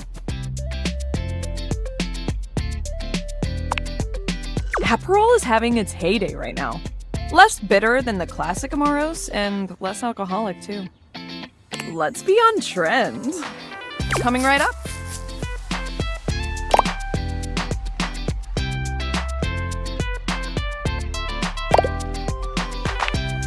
You drain your glass with impressive speed. Oh, that was fast. Anytime! Seriously, anytime. I still haven't had any new customers. I don't know what I'm doing wrong. I make good drinks, I picked a good spot for my bar, and I'm cute and charming to boot. What else do I need? Advertise? You really think that's necessary? Oh. Yeah, I guess that's true. Damn. That feels so obvious now. I just figured word of mouth would be all I needed, right? I mean, they say that's the best form of advertising.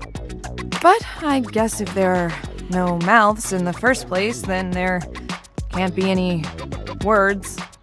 That sentence made more sense in my head, but you know what I mean. Too bad this house doesn't have someone like the concept of graphic design or marketing to help me.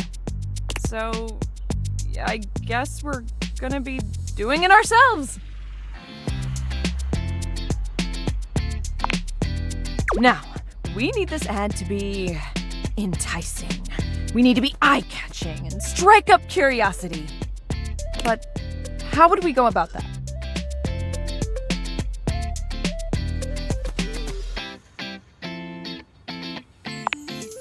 Yeah, okay, let's do it. Which of these words do you feel best describes the atmosphere of the tipsy tumbler?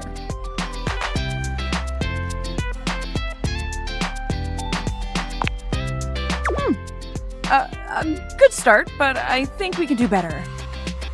We gotta bust out the thesaurus. Show that we're smart, too.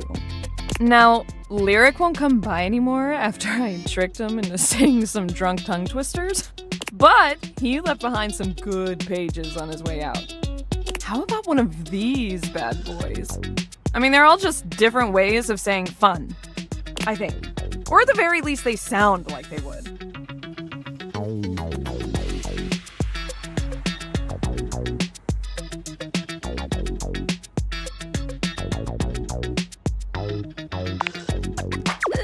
Now we're just making noises. But drunk people love noises. That sets the tone before you even get here. Whoopee! Yeah, now we're cooking.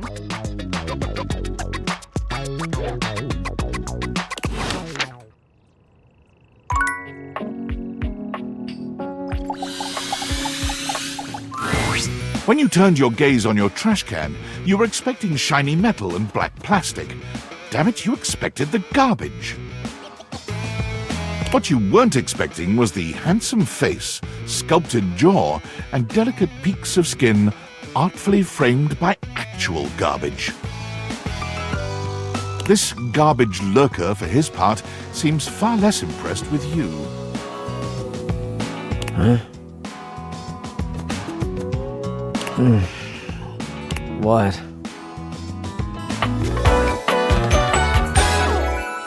Huh?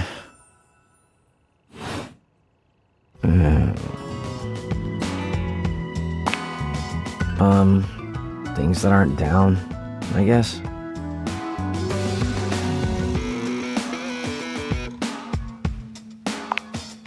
Yeah, I make those from time to time. Try not to look so shocked. Have anything for me today? I do this every day, dude. What'd you bring? I'll just wait.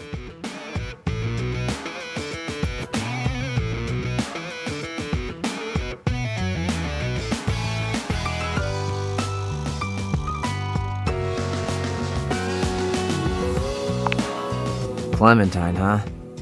I'm guessing you're not throwing away a song about the California Gold Rush in 1849.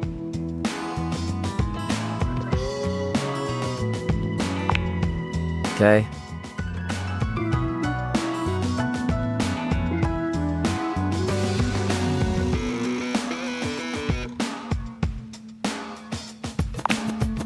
Well, I do. Nice haul.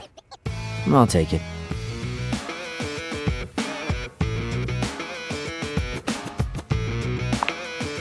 You hand your trash over to Cam, and he takes it from you, pocketing it without another word. And you're still here.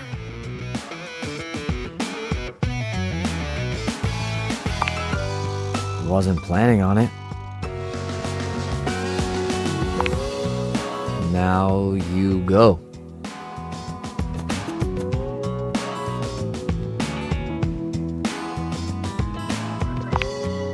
Go. Be free.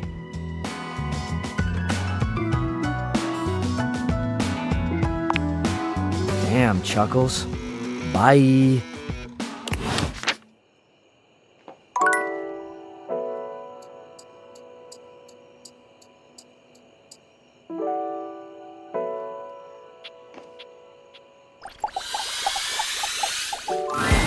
An armored soldier with absolutely haunted eyes claps you on the shoulder, his iron grip jerking you towards him before you've even had a chance to introduce yourself. Ranger! Oh, you survived the journey. And with all your limbs still attached, thank the immortals you made it here alive.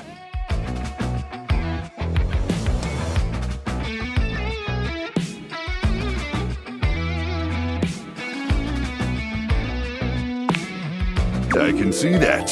Very impressive ligaments. Good. You'll need all the limbs you can muster. He starts suddenly, clapping his hand to his forehead. Oh, and heck, where are my manners? Name's Nukem. Luke Nukem. Look at you!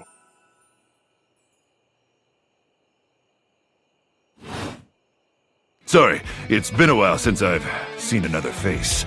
Except the faces in the walls, of course. They tell me to burn things. But I try to tune them out. Mostly because I already burned everything flammable weeks ago.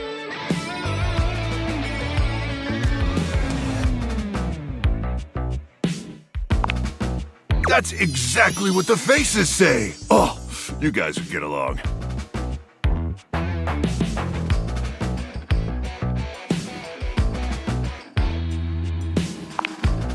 Need all the friends you can get out here.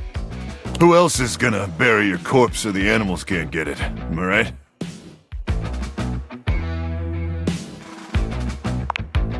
Luke returns your salute.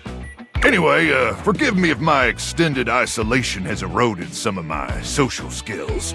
I've just been stuck guarding this outpost for months. And you spend enough time out here alone, it's real easy to go feral. But don't worry, they have great solutions for that now.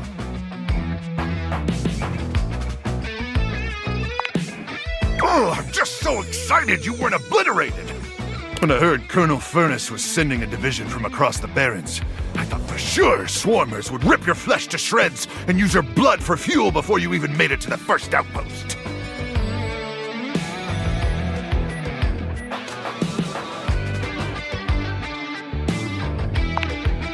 You certainly are. I appreciate that in a ranger. But wait, you came alone? Where's the rest of your division?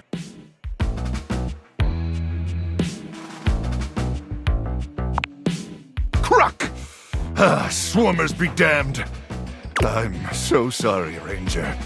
May the immortals provide the fallen safe transport to the Underrealm and solace in their everlasting night.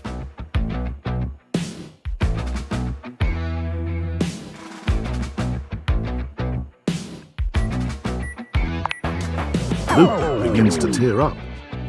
Listen, I wish I could give you more time to decompress. I know you must be exhausted after your journey, but time is of the essence. We have much to discuss, and dangerously little time before our mission commences.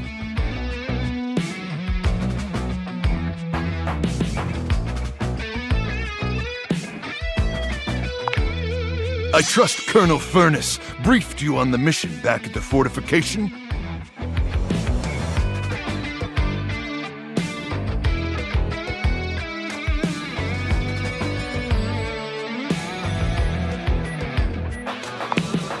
Why, thank you, Ranger. Here's the situation. I have, in my possession, a handheld electromagnetic device powerful enough to flatten the Barrens entirely. From Cape Death, to the Death Zone, to Deathtropolis, the Citadel of Death. It's called the Magnetron. Here's an artist's rendering.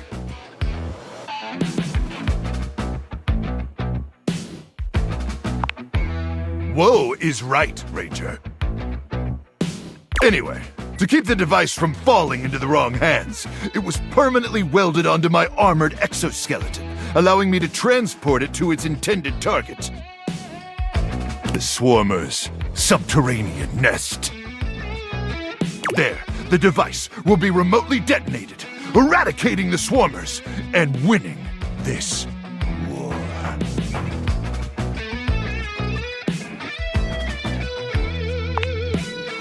there's a war! There's always a war! I need you to meet me back here tomorrow at 0700 hours. After a light breakfast of irradiated grubs, I'll walk you through your training and our mission objectives.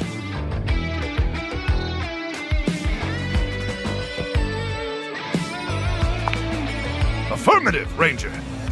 The date with Destiny. All right, it's about time for me to begin my nightly patrol. Gotta make sure no swarmers infiltrate our defenses. May the Immortals watch over and protect you.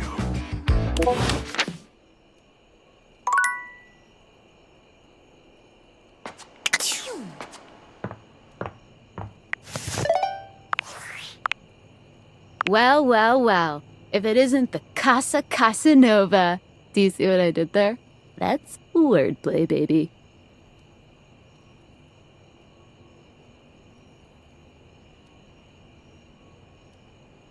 Whatever, hater. Don't bring that negativity on your date with your table, huh? You're out here dating all these appliances and shit. But, like, why? Not why are you dating them, like, why is this happening now? To you.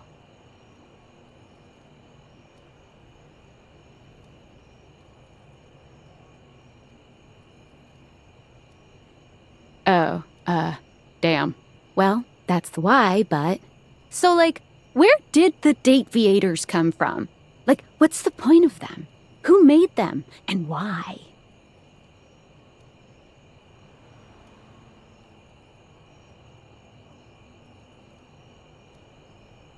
Tinfoil hat? Okay, this is some conspiracy shit. Your life is half political thriller, half harem anime.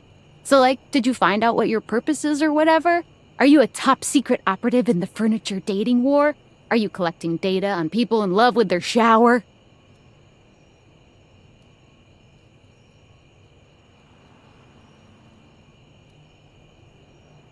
Well, damn. Oh well, guess we can just make up our own theories.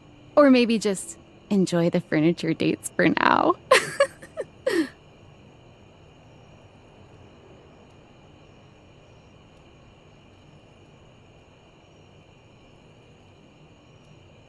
Guess so. Well, this has been fun, but I have a meeting in 3 minutes, and I really want coffee first. So, gotta go fast. Bye.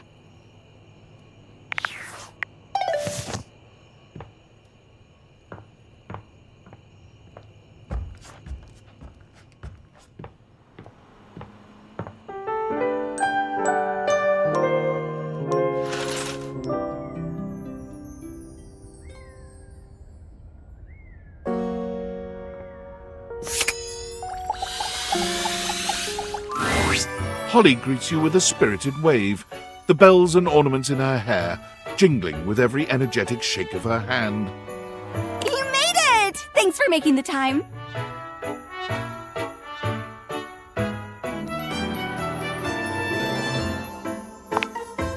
Oh, sounds like a dream.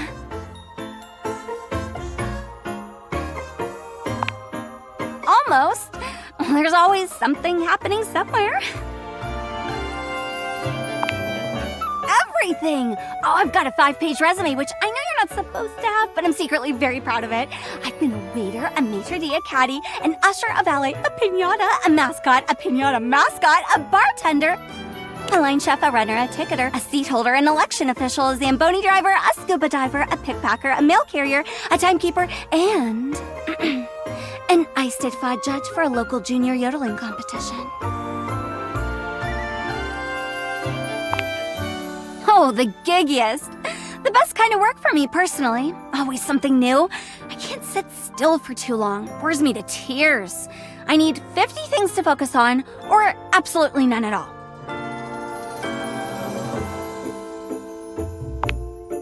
Nope. But I work a lot of hours. But you already knew that. It's joyful, too, bringing joy. Someone's always celebrating something, and I get to be a part of that all the time. It doesn't even have to be a holiday for me or about me. I just enjoy joy, you know? Better than punching numbers all day. Unless that's part of the game. No offense to number punchers, just not for me.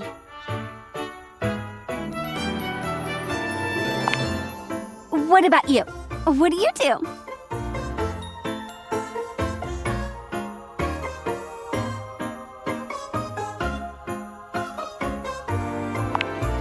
Ah, you're good at that. Or I can see you being good at that.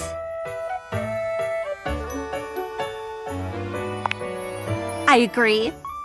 I think you're great at talking to objects.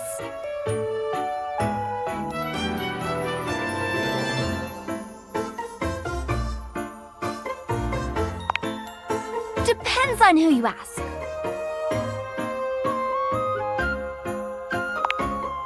Well, you waded through my busted schedule, so you can't be that bad.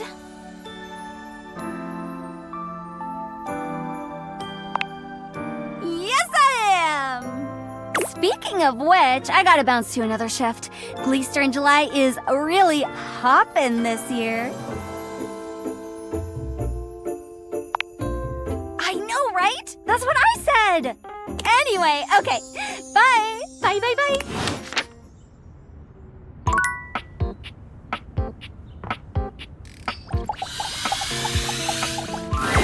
There you are. I was just thinking about you, you know. How about a kiss?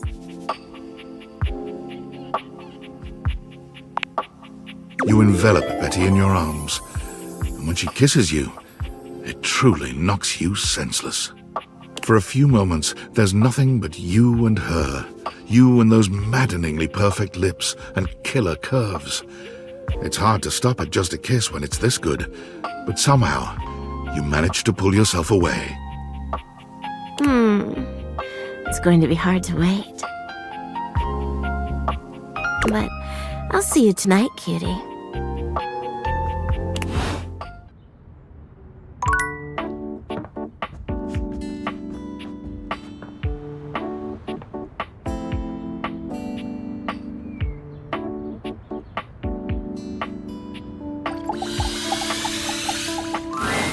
Again, nothing.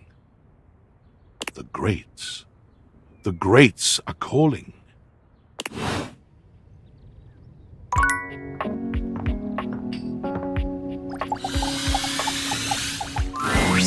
You're back! Honestly, I wasn't entirely sure you'd come. I mean, I know we saw each other several times earlier today when you were checking your work email, and then again when you zoned out on that viral video site for 3 hours, but I didn't really get to see you, you know? I just mean, I really appreciate that you returned to interface with me like this.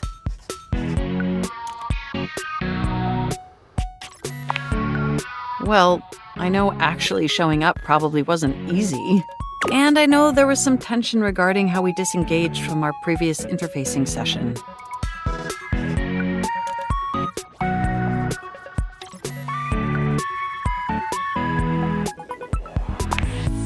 I must say, though, you are looking quite attractive.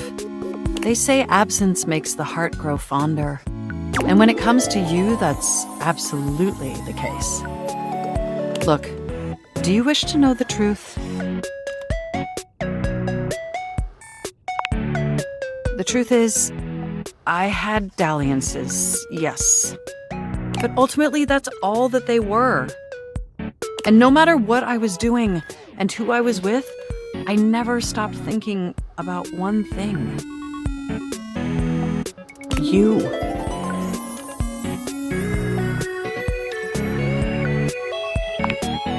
My CPU never stopped ruminating on the intricate way you organize your file structure, or the sensual way you clean your keyboard with that old Q-tip. And most of all, I never stopped thinking about the sweet, sweet way you double-click. I missed you.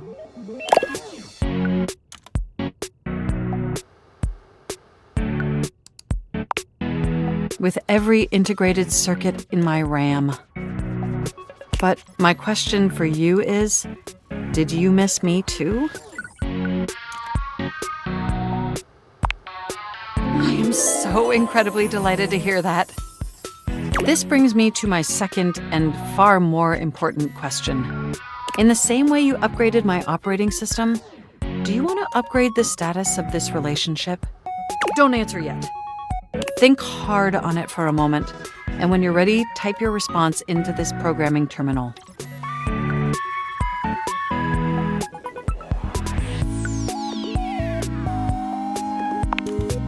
Just choose an option and I will comply.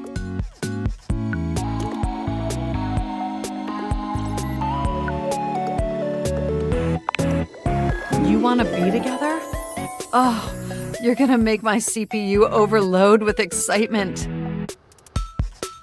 It's true, we've been staring at each other for years, but it took this experience together to finally take our relationship to the next level. And I'm so happy to embark on that journey with you. You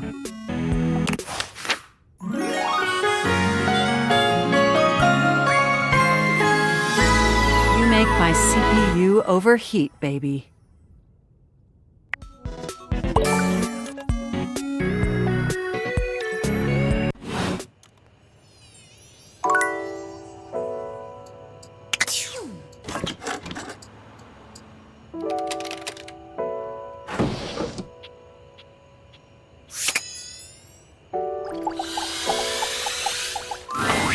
Is this stranger your junk drawer, or the physical embodiment of clutter? He's absolutely covered in odds and ends. Receipts, CDs, rubber bands. Even his messy black hair sports a light bulb, a pencil, and a pen. When he catches you looking at him, he startles, leaping back with an undignified yelp.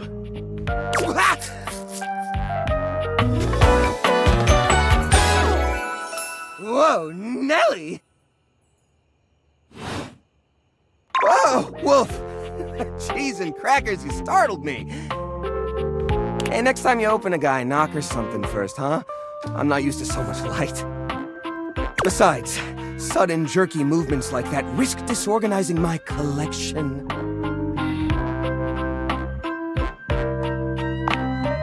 Oh, yes, of course.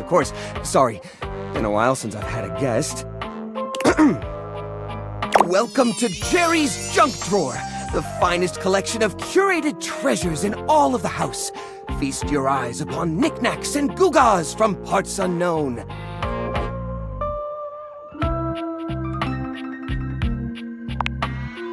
Oh, that's the question though, isn't it? Where did this nail come from? What picture frames did it hold?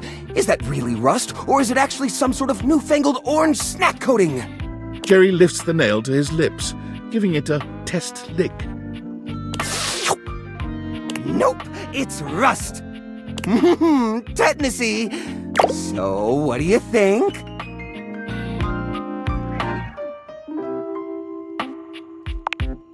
Why, it's a collection of lost things, each one forgotten by the world, each one a story. This button, for instance. Perhaps it was left behind as a clue from one lover to another, a modern-day Cinderella slipper. Take me with you, it says, and know that once you find the collar that matches this tragic button, you have found your love again.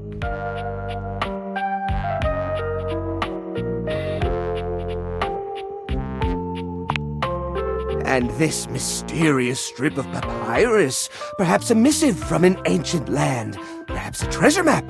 Oh, the wonders we could glean if only we could decipher these symbols of black and white bars.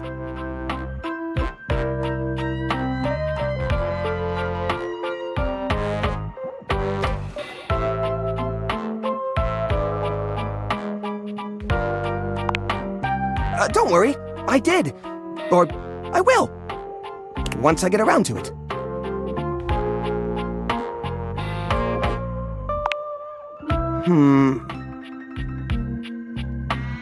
Yeah, I guess so. But it's not so bad. You just need to know the right way to tilt your bones to work around it. It's like a game of limbo, but, you know, forever.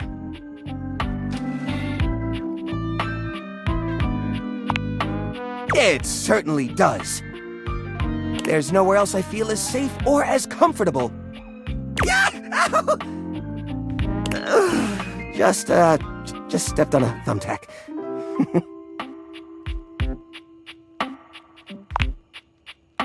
Right, I'm so silly. You're a guest after all. Let me give you the grand tour. On the left, we have a lovely spread of exactly 2 cards from a standard 52-card deck. Now, the average viewer might say, Jerry, it's only 2 cards, just throw them away. But connoisseurs like you and me know better, don't we? After all, the last laugh will be ours when we find the rest of the deck and save ourselves the cool $3 it would have taken to buy a new one. That's 300 pennies, my friend. As a side note, we will be seeing quite a few pennies later on the loose change section of the tour. One of which might be one of those valuable misprint pennies. I still haven't gotten around to checking. Coming up on your right are a series of mystery bolts that probably attach to something in the house. Just past those is a single rubber band, could be useful. Oh, and look! Now this is a dead fly! Ooh, look over here. You'll love this. This here is an antique wire from some old electronic from the early 2000s. Now, I haven't the faintest idea which electronic it's from, but just imagine it. One day you're setting up an old computer, you know, like you're always doing, and you realize you don't have this special doodad wire. What if it turns out to be a rare part?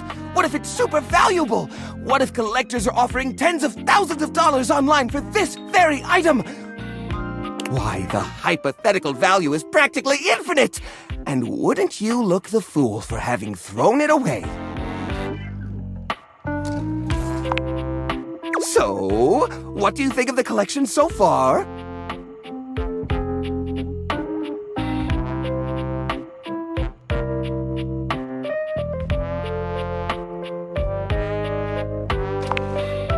Oh, well, gee. Well, thank you. To be honest, that's a bit of a relief. I know it sounds ridiculous, but some of the others can't stand this collection. They're convinced that I attract rats. Rats! Can you believe that? Ridiculous! Granted, I did discover a new species of mold in here the other day, but personally, I find that rather exciting.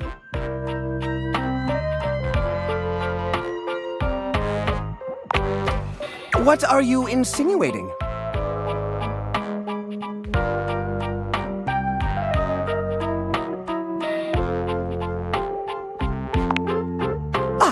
Yes, that would be the part from the old bicycle.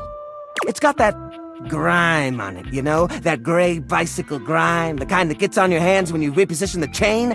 That stuff. Throw it away? Are you mad? Each and every object in this drawer is like a friend to me. You wouldn't throw away a friend. Each and every one of them is special.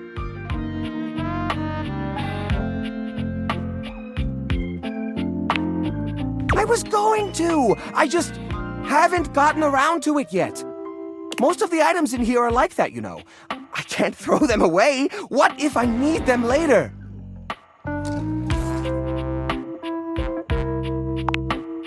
Oh, well, it was just last...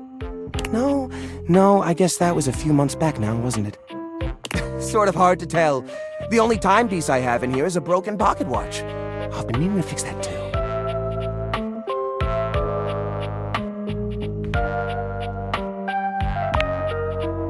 How do you mean? ...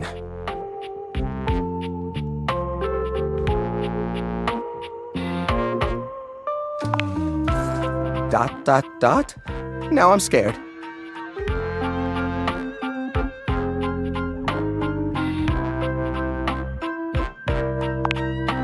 Upcycle them? You mean like an art piece?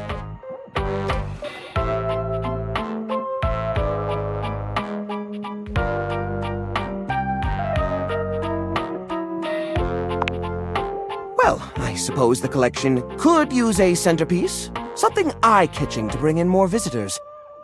Which is to say a single-digit number of visitors. Which is to say another visitor besides you and the roaches. But I wouldn't even know where to start. I mean, what am I supposed to do? Just smash objects together at random? I can't imagine Pierre the paperclip and Claude the so old he's gray and unusable now eraser getting along. They're so different.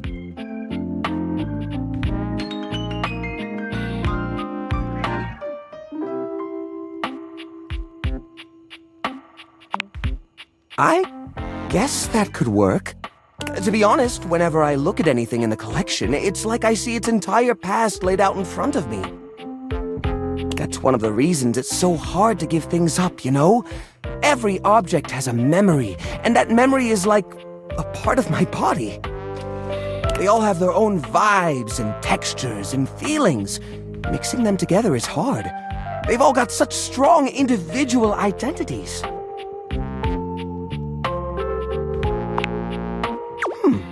I suppose an outside perspective could help. I'll gather some items that could make a suitable sculpture. He does so, then claps his hands together. Okay, sculpture. First things first, we need some kind of foundation. I think I've got just the thing for this. It's a flat, circular piece of... You always said you'd repair it someday, but I think both of us knew that was a lie. I've got a pile of other objects here. Your job will be to pick one of my objects we'll pair together. It's a long shot, but maybe we can scrungle something together. Let me tell you about Rudolph, the wooden square. When Rudolph first came to me, I had a habit of tapping on him. We would while away the hours together, tapping away to a rhythmic beat. Sometimes the best fun looks like boredom. Rudolph always tries its best, even when he's down on his luck. He might not always be the tool you need at the moment, but he's always there to support you. Very reliable. Now, which of these would pair well with Rudolph?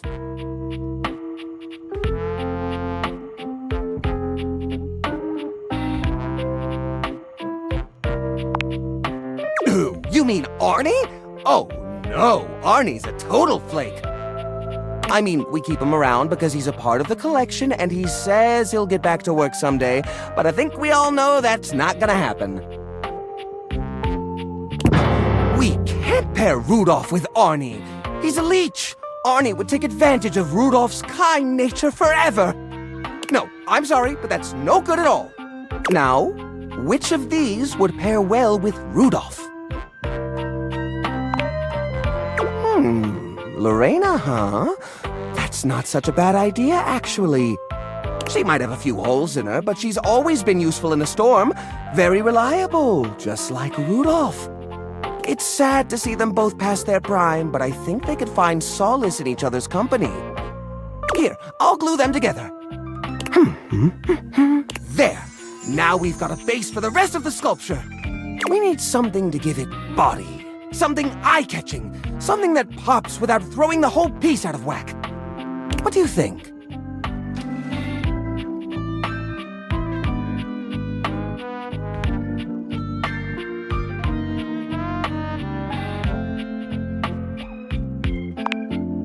Ah, the old holiday lights. For the holiday we used to celebrate. You know the one. These guys were real champs before exactly one of their 50 bulbs burnt out, rendering the entire string useless. You gotta love series circuits. Even though they don't light up anymore, they still have an interesting shape. And the wire structure lets us sculpt them in interesting ways. We could even make some little columns between the top and the bottom to connect Rudolph and Lorena. Yeah, I think this is a great fit. We've got the sparkle, we've got the foundation, but it feels a little empty in the middle. It needs direction, a sense of purpose. There's a wooden foundation, a canopy above the lights. What could go in the middle?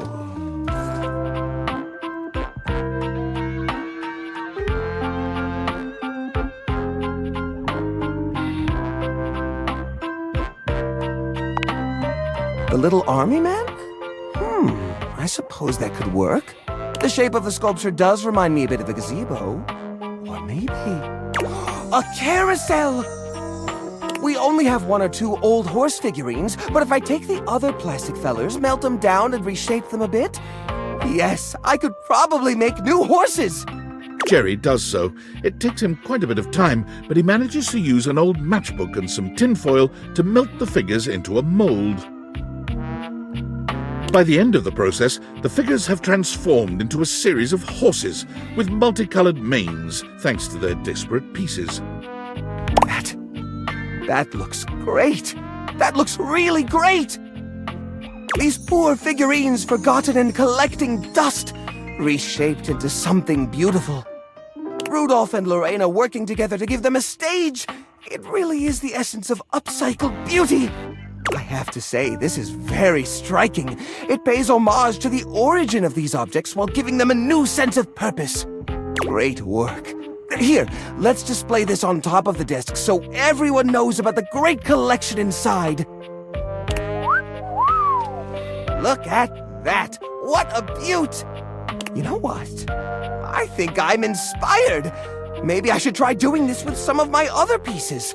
I feel a new era for the collection coming on. Oh, I'm so excited. Thanks a lot, friendo. Things are coming up, Jerry!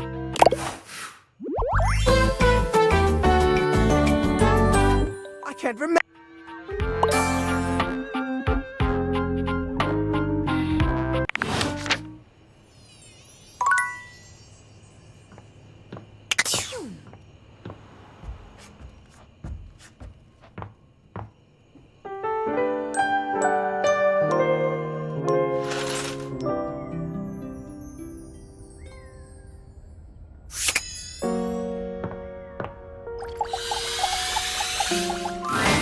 It appears that your intentions have gone awry once more, as the interloper Lucinda Lavish stands there instead, striking a pose.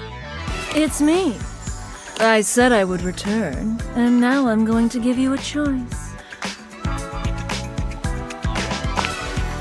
Thank goodness. Tell me, lover, how would you like to know me?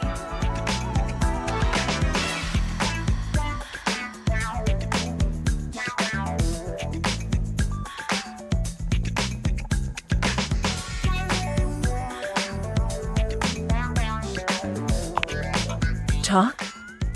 About me? I love talking about myself. I'm Lucinda Lavish. I'm the extra cool DLC character who is, well, not really a dateable object per se, but more of a different thing. You know what I mean?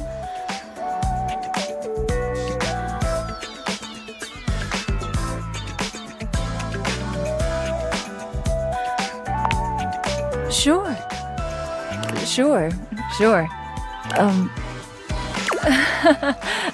Whoa. I am suddenly way out of my depth here.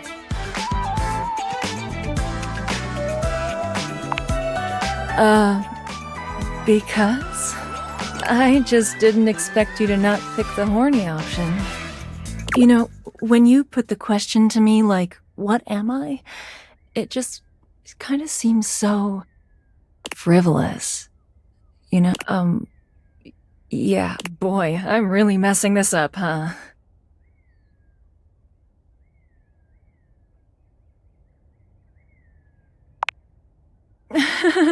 Yeah, ugh. Why am I laughing so much? This isn't funny. It's always easier when you're playing a role, I feel. When you know what the boundaries are. This kind of just seems a little out of my wheelhouse.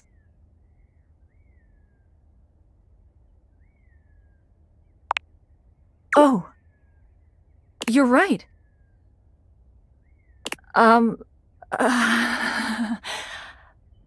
Shit. I'm gonna go. And with that, she is gone.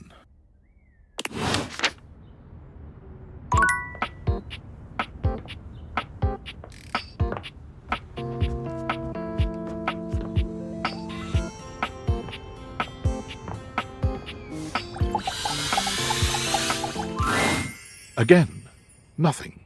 The greats.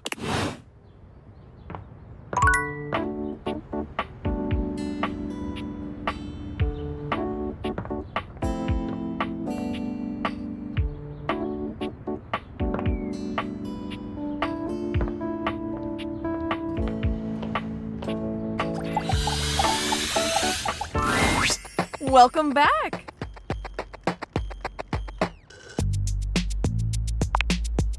Not exactly. I guess buzzwords don't really work if no one knows what they mean. You'd think with all the time people spend on social media, they'd be better at reading.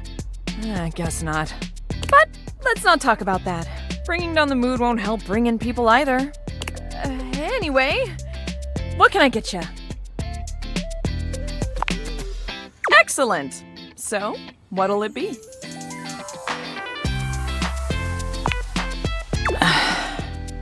You know that drink takes 7 minutes for me to shake? I'm charging extra. Anyway, coming right up. 7 minutes later... Whew. Beverly hands you your drink.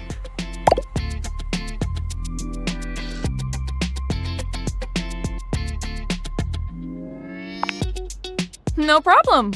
It's not like I have anyone else to tend to right now. It is painfully obvious that I am no wordsmith. So maybe my ads need to be more visual. We need something that makes the others feel like they have to come inside. What could it be?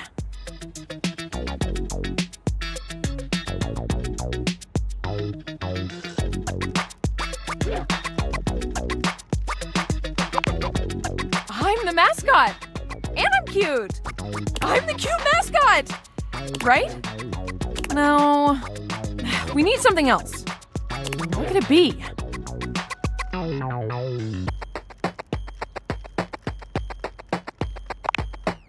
Oh.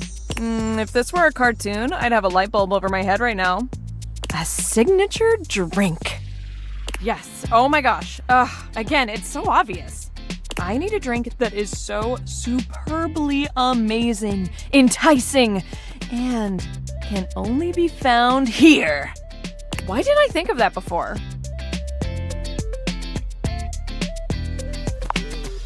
That's right. Like ice cube size. Did you know that the bigger the ice cube, the more surface area it has, the slower it melts? I want to have the biggest ice cubes this side of the North Pole. Will you help me make it? Or at least be my taste tester?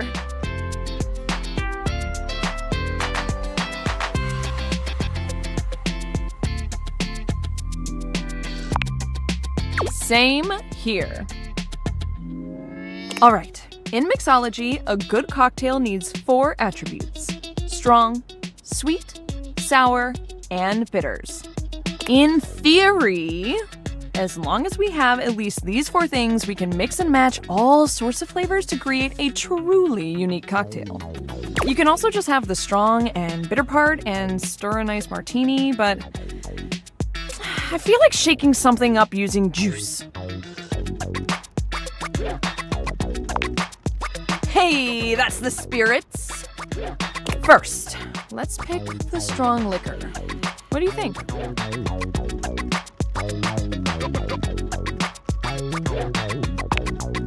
Ooh, like a pirate. Good choice.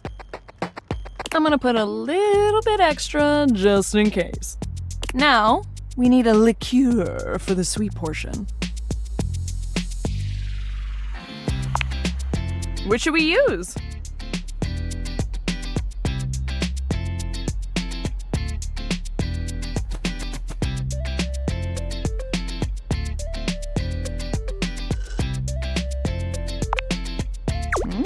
Very nice. This is coming along great.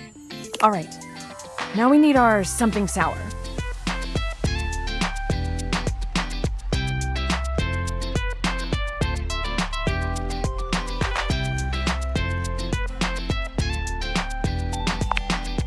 The workhorse of cocktails, it's in everything. Almost done. Now we need bitters. Which one should we pick?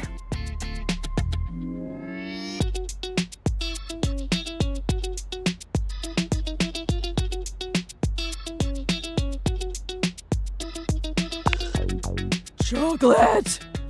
Yes. Now, what about a little finishing touch to it?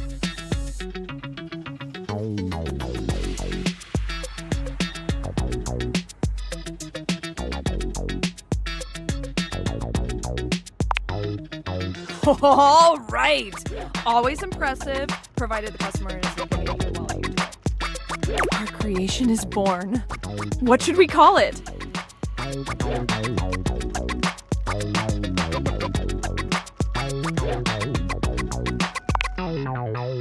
Lovely. I love it. It's got that dazzle we need. All right, let me mix this baby. Beverly sets to work shaking up your beverage, pouring it into a glass, and pushing it across the counter towards you. Okay, moment of truth. Drink it down and tell me what you think. Be honest. Well? Perhaps that wasn't the best idea. Your vision tunnels, and you feel yourself beginning to wobble.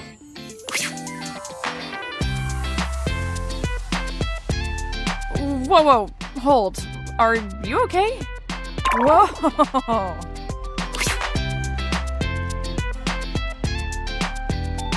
You're not sure how long you've been out, but you wake up to Beverly looking down at you with deep concern. She helps you to your feet. Hey, buddy.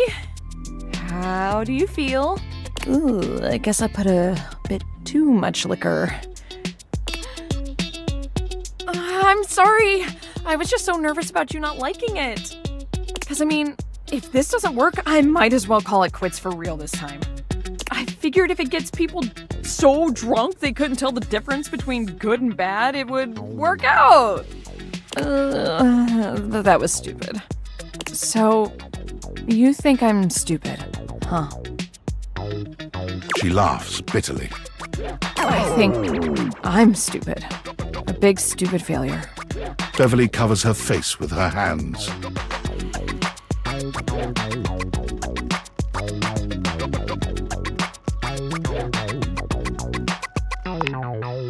I truly am, though. I am all the bad things and more. I try to be bubbly and fun like soda, but I just fall flat. Like flat soda. No one wants to be around me, ever. But drinks are literally everything I am. I am lost without the tipsy tumbler. What do you do when no one likes the thing that makes you, you?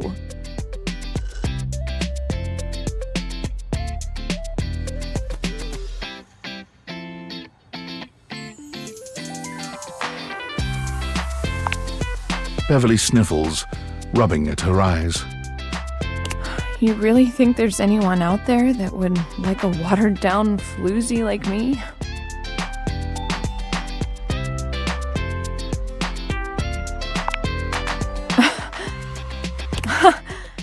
Oh, why am I turning red?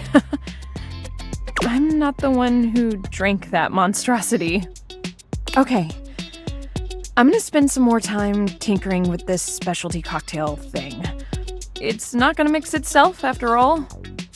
In the meantime, do you think you could do some word-of-mouth advertising for me? I'm sorry to ask, but you're kind of the only mouth that can help me. Please. This really, really might be my last shot.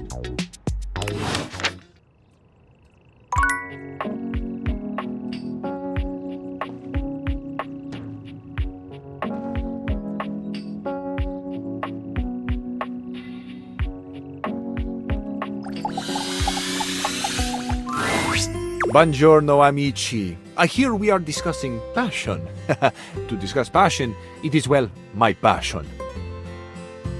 I must tell you, truly though, you two are as yet unschooled in the arts and sciences of this noble sensation. See? I told you.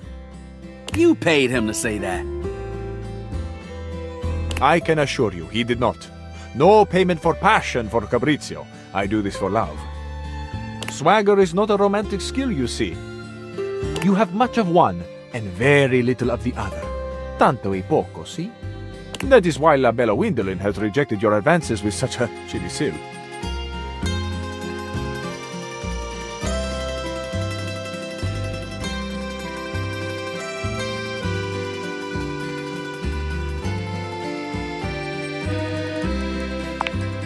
I had a thing for her once.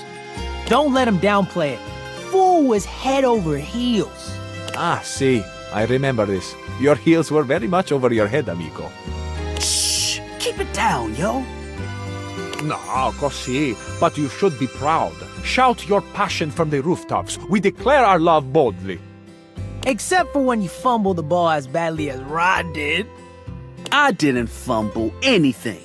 Fabrizio, do you remember Rod's line to her? Ah, naturally. Even if we failed, we should be proud.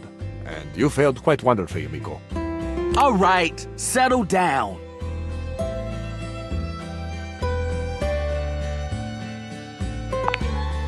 Ah, il tuo ottimismo. It is a joy to see your faith in your friends. Dude straight up said, I can see our future through you, Wendelin, and it looks as clear as can be. Lame! It wasn't that bad. Oh, see, it was bad. Again, nothing to be ashamed of. But see, where your fumble, is it? With orgoglio. See? It was awful, right?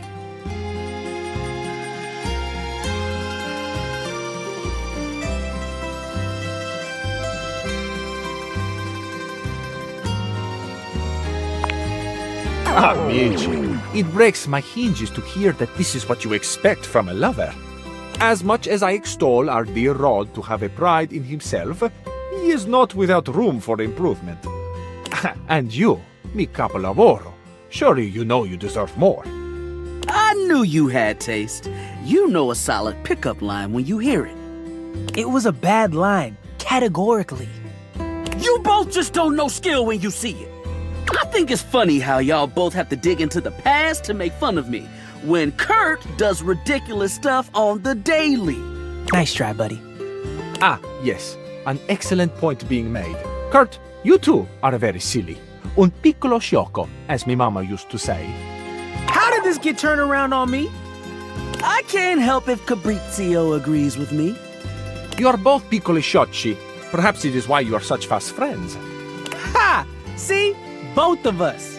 Perhaps one day, working together, you two may approach the romantic prowess that I possess. You've got swagger? You might say it is ingrained in me. Ooh, I need to learn from you. Yeah, that confidence was pretty boss. I am, amazingly, when taken in the light of all my other gifts, also a generous teacher. Come to me should you ever wish to practice the nuanced alchemy of passion. Let's do this! We'll catch up to you later, human. I don't want to miss anything Fabrizio has to say. Lezione 1. You two are quick and dexterous with the shade, as you say. But in romance, we must master the compliment. Ooh, this is the good stuff!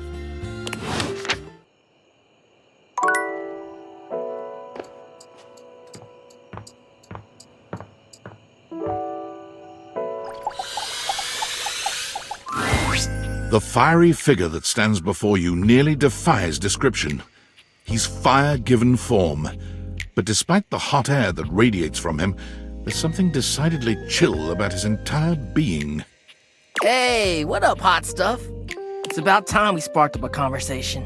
I'm Dante, the fireplace.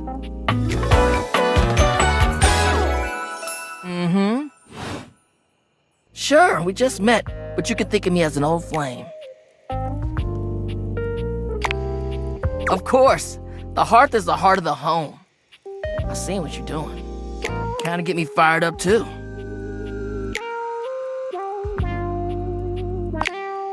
Nah, not like that, you little freaky-deaky indoor dork. Fired up to teach, and you need my help.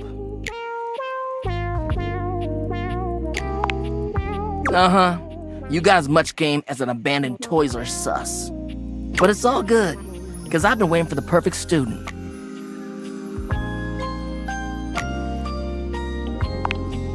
Yup. If you really want to up the ante in this love hunt, you need to work on your pickup lines.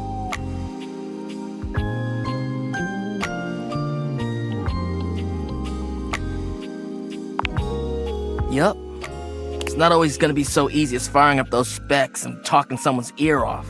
Be it love, friendship, or hatred. The sizzling art of the pickup is all you need. I'm the master, and you're the perfect human to pass the torch to.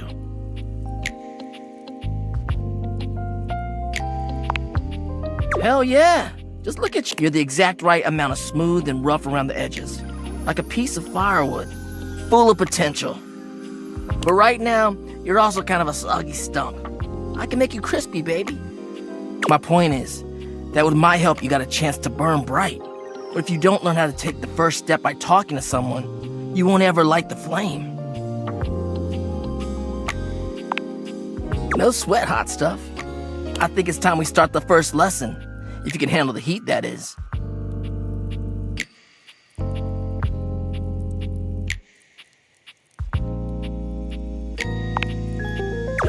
Hell yeah! Tell you what, let's start with some punny pickup lines. See what I'm working with here. So what do you think? You up for it?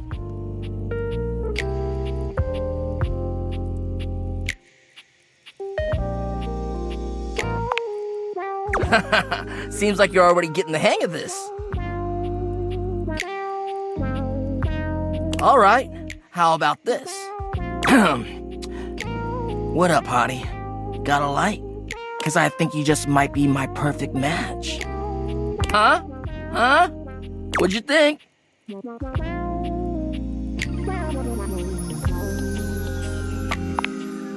See? It's fun, right? But I just can't send you out there with my trademark material. I gotta show you how to come up with your own. Teach a man to fish and all that. How would you mix it up? Stir the coals, you know?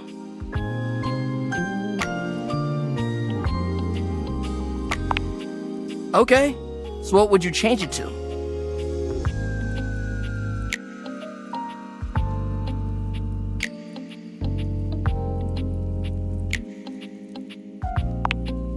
I feel you, no pressure, and I totally get where you're coming from.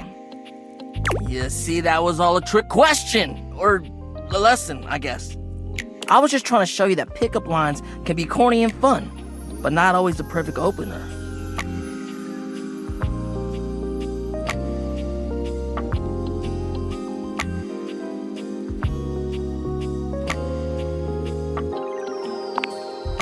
Now you're getting it. Tell you what, I'm gonna teach you how to make connections in a deeper way. And your first real lesson in the art of the pickup isn't about some magic one-liner. You're gonna learn how to open the gates of someone's heart, get to know their soul, you know? You ride with me and you're gonna learn how to be smooth, but in a sensitive way. I call this style the way of the flame. Think you can handle it?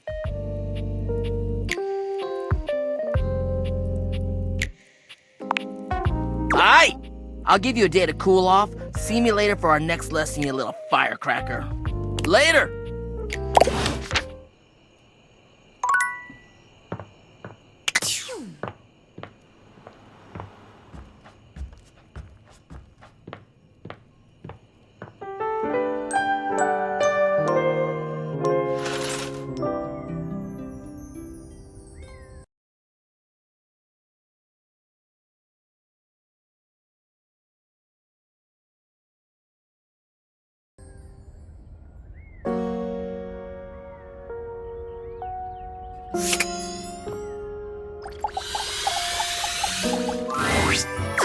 Perfect timing!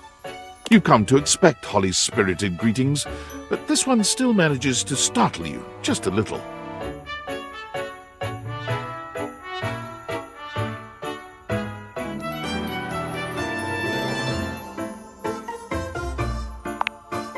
Oh, let's get prophetic! Spooky! Anyway, how do you feel about flyers?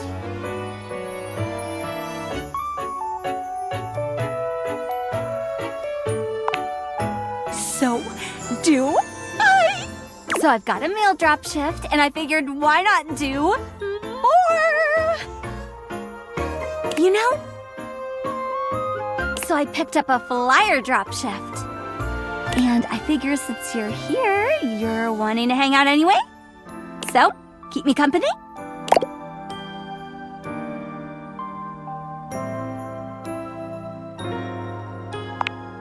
Great!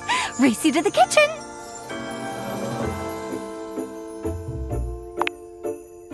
Holly takes off before you can even finish your sentence, fleeing towards the kitchen. Sorry, I can't hear you over me. Winning! Tortoise, and here we are.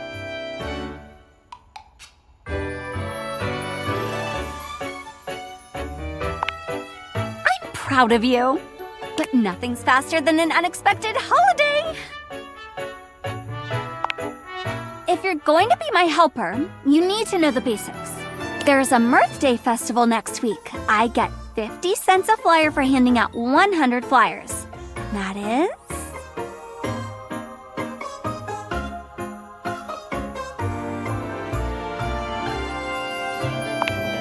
bingo! It's $50, which isn't bad to be honest, and it just so happens that between you, me, and 98 roommates, we've got 100 folks to fly through. And we're gonna start right here. Sophie, I'm back! Holly!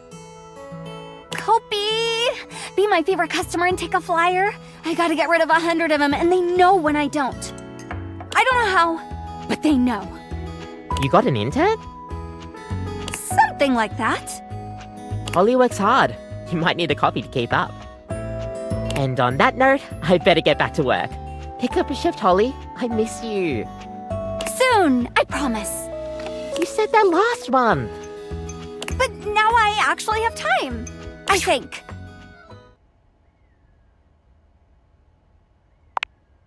Did you even read the flyer, silly? Kidding. Well, it's like a bulk birthday for everyone all at once. You get a Mirth Day.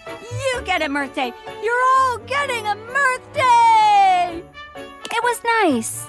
None of us objects have a real birthday on account of not being born. But I love birthdays, even if I've never seen one. So it was nice to have our own version.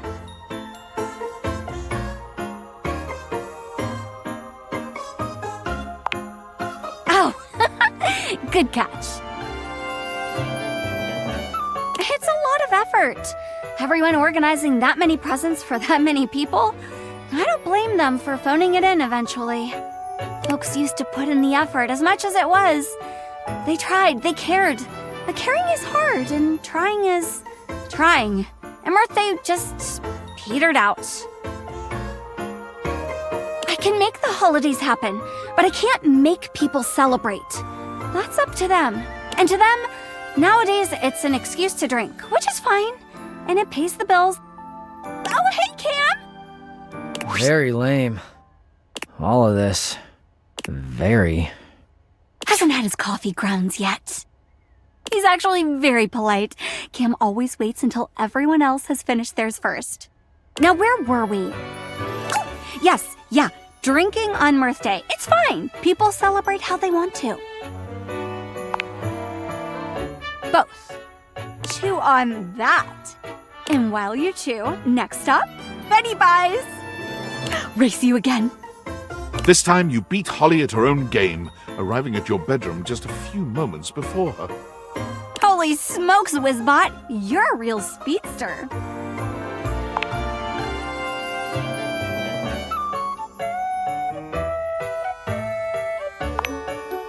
And you finished it, at least this time. I'll get you yet, you dastardly demon dasher, you. Holly? Oh! Hi, Betty. You look so good. Drama! It's been like too long. I've just been, resting a lot. Getting lots of rest. It's been like super restful. Just feeling like very rested. You know? Please don't tell me you picked up another shift. I picked up another shift. Seriously? When was your last day off? I refuse to answer on the grounds that it may incriminate me. Holly? Anyway, there's this super sweet birthday festival. You should totally check it out. Oh my god, we should go together. Wouldn't that be great? Here, take a flyer. Take some for everyone. Okay, I'm gonna go finish my shift and get some rest. Love you. Bye. Meet me in the bathroom. Holly is in such a rush to escape Betty's potential scolding, she forgets all about racing you. You both make it to the bathroom without losing your breath. Ooh, wait, that was close. Long enough ago that she'd have a fit, and I actually lied to her about it last time as well. So in essence, I wasn't really lying, at least this time, because I simply refused to answer on the grounds that it may have incriminated me. Confusing enough? Betty's a sweetheart. She just gets paranoid I'm getting enough rest.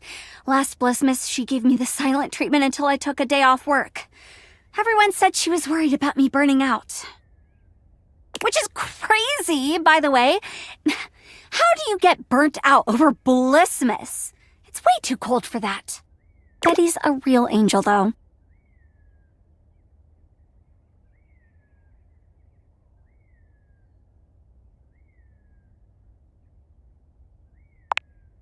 Maybe. What up, duckwads? Who the duck is that? They are new. Ew. Be nice, Rebby. No. Ugh. Ugh. What do you want? I need to dump some flyers. Help me out with the bathroom drop? Please! Fine. Only because you're cute. No, you. Fine. Get the duck out of here. Stop thinking I'm soft. But you are soft. It's squishy. Squish this. Yes, sirree. Off to the office for me. I mean, we.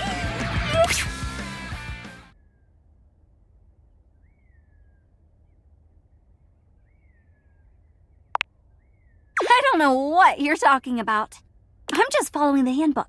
And if the handbook route is outdated and lends me some overtime, I'm not going to be mad about it. I get screwed on the daily. Might as well get paid for it. Well, not like that. Not that there's anything wrong with that, though. Anyway, office! Bring out your dead! Oh, and make sure you do not hand those flyers to Jerry. You will never see them again. Did someone say Jerry? No! Who's Terry? You know, Terry... yeah, terry cloth. Terry cloth. He's new. Oh, Terry! Yep, Terry. Great guy. Hey, Holly, did you bring any of those flyers? You know I love a good flyer. Okay, nice chatting, Jerry. Nice chatting. Oh, say hi to Terry. I will. Great chat. Great chat. You know what? I'm just gonna put these right here. And run. Next stop, the land of the living. You know it. Close one. Jerry is great, mind you, but he gobbles flyers up like pastries, and then he never actually goes to the event anyway. And then my boss is always like, why is no one here? Because one drawer took 20 flyers. What do you want me to do? You know? Also, because your event is a little meh. Don't tell him I said that.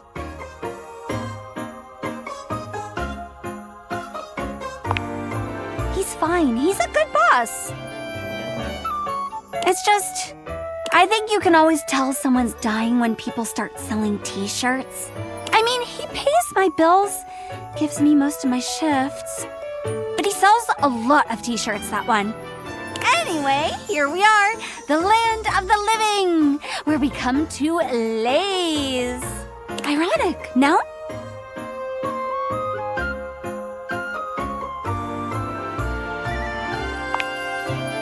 Same. Lots of holidays at home here, simmering around. What's your favorite?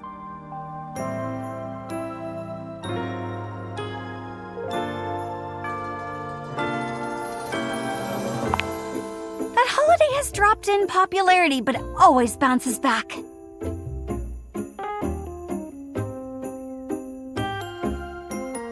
I love the small ones. I mean, I love all of them, of course, but I adore the small ones.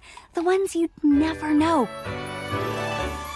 Because you know for sure those people are there because they want to be, because they care. And that's all it is, right? A holiday. A group of people, big or small, willing wonder into the world. And what could be more wonderful? I'd put up with all the silly shifts in the world to be a part of that.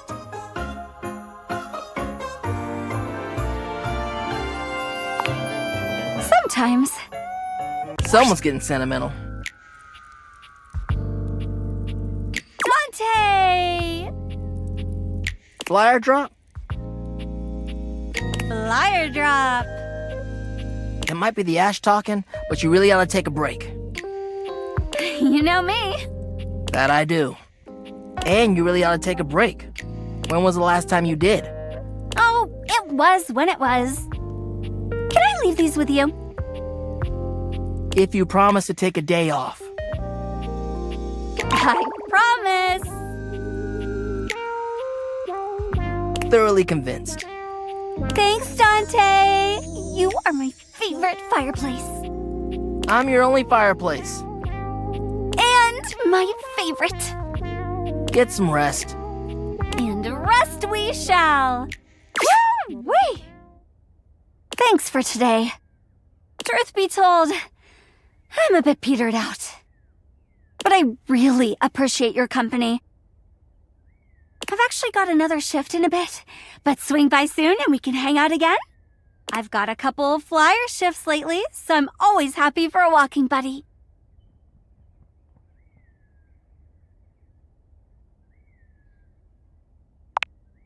And rest I shall.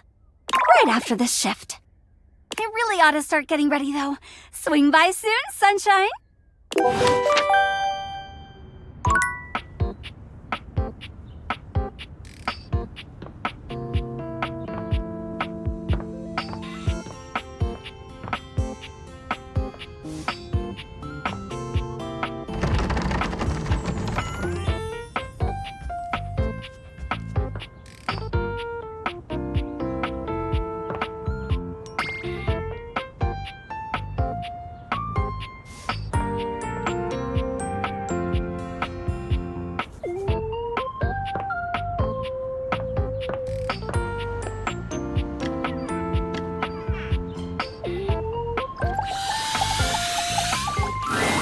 A tall, statuesque man stands with his back turned to you, surveying the dish. He's so absorbed in them that he doesn't seem to notice you.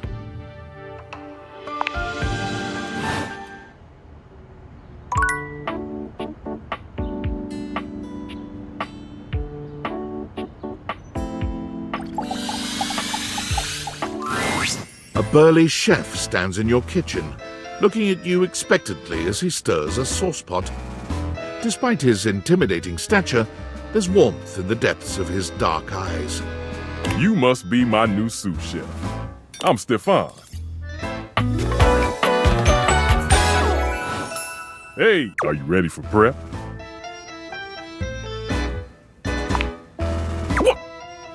Stefan regards you in silence for a few long moments. Then why are you here?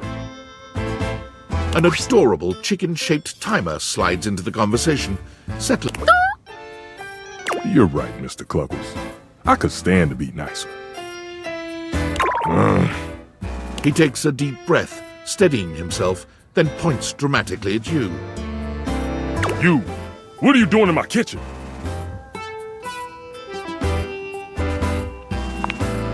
This is my kitchen! You must have me confused for someone who thinks this kind of thing is funny. I'm busy. I've got a whole lot of folks to feed, and unless you are here to help, I need you to step out of it. Wait. Do you smell that?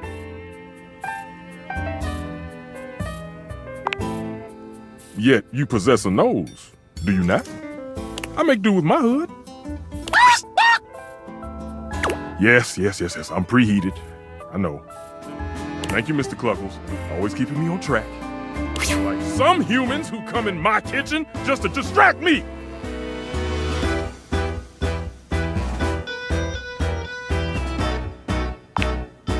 You know, I miss when humans understood the value of the boiling pot of water. When they would let a sauce properly reduce over time, the aroma of spices fill the air, and everything was homemade. And now all people do is use food fetch. They're missing the entire point of it all. Only a human who doesn't understand cooking would ask me that. Cooking is life. It's not just food, it's your soul. Maybe one day you'll understand that. Until then, I'm wasting heat standing around here talking to you.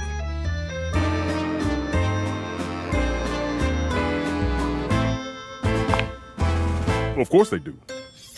And they didn't know a crate from a grape, so I couldn't give a damn about what they say.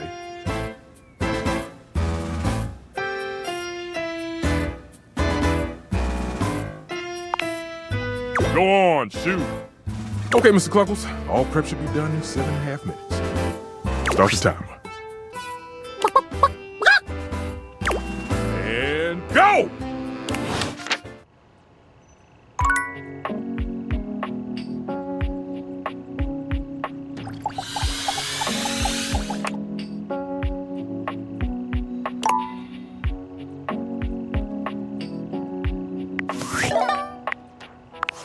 Valdivianites, it's David Most, your beloved CEO, with an important question. What do the following items have in common? Cellophane, eyeglasses, and bottled water. If you guessed they're all 15% off today only on Valdivian.com, you'd be absolutely correct. But even more importantly, they're all transparent. As your leader, I value transparency above all else. Especially when the board of directors changes the locks on my office. Message received, Ian. With that spirit in mind, I need to share some difficult news with you today. I have not been entirely candid regarding my lost sunglasses. Firstly, the lost item was thankfully not my sunglasses. My sunglasses were handcrafted in Italy by blind artisans, are inlaid with conflict diamonds, and are locked in my safety deposit box. No, the missing item in question is actually a Valdivian prototype. And even more importantly, it's the only existing prototype of the amazing new gadget we're planning to launch for the Q4 Blissmas season.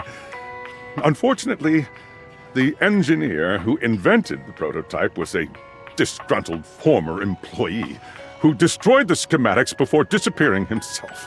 So, as you can see, it is imperative that the glasses are found as quickly as possible. To that end, and after discussing it with the board, we are now prepared to offer a handsome reward for their expedient return. A $50 gift card to Valdivian.com.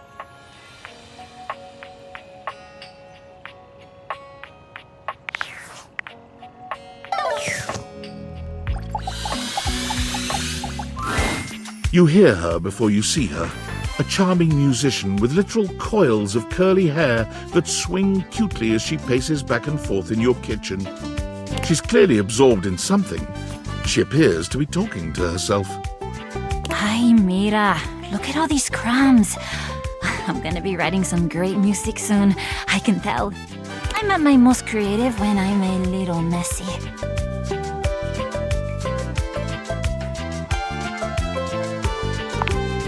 The musician starts with a cute little yelp, placing her hand on her chest. Ay, you can't sneak up on me like that. You never know what's gonna pop out of these slots. You gotta be careful. I'm not even gonna get started on you as a writing partner. I know that, I don't know you at all or anything, but I am pretty sure you're not up to the challenge of writing with me. I have, really high standards. She picks up her guitar, striking a glamorous pose. I'm Miranda Dulce Tostadora, lead singer and guitarist of Miranda y las Migas. ¿Qué tal? We're the best musical group around here by a lot.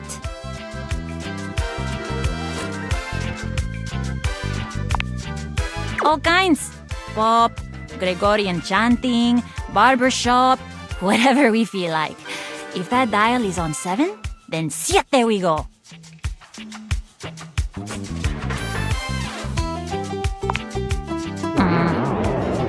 this really not the thing I said that I thought you'd have questions about?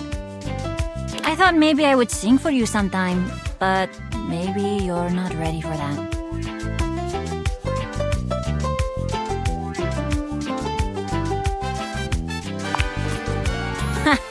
Wow. Okay, nicely done. Okay. Maybe I'll sing.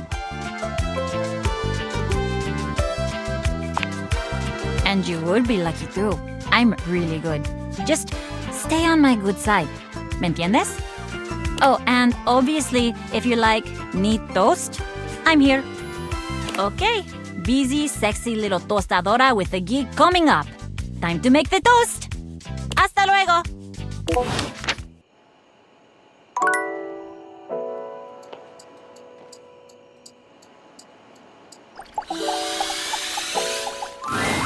As you walk into the kitchen, you're overwhelmed by a strange feeling. It's sort of like being watched, but it's more than that. You feel as if you're being evaluated, scrutinized by a presence that isn't all that impressed by what it sees. It doesn't take you long to pinpoint the source of that feeling. A cleric of some kind dressed in black and grey robes, with a coil of sorts atop his otherwise bald head. He's handsome in a sterile and intimidating sort of way, but you can't even imagine this guy dating anyone. He's just so severe.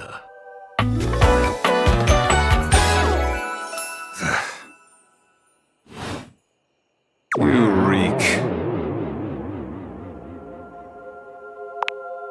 You don't even see it, do you?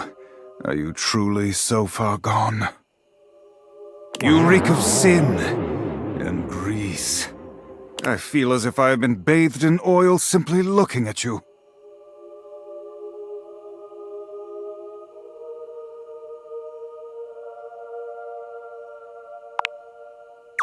Zealot?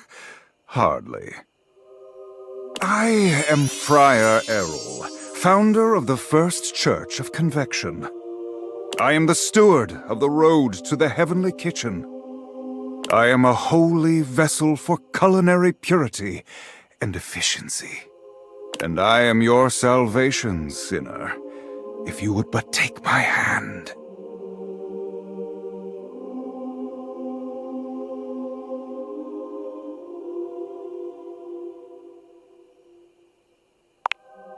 How vulgar.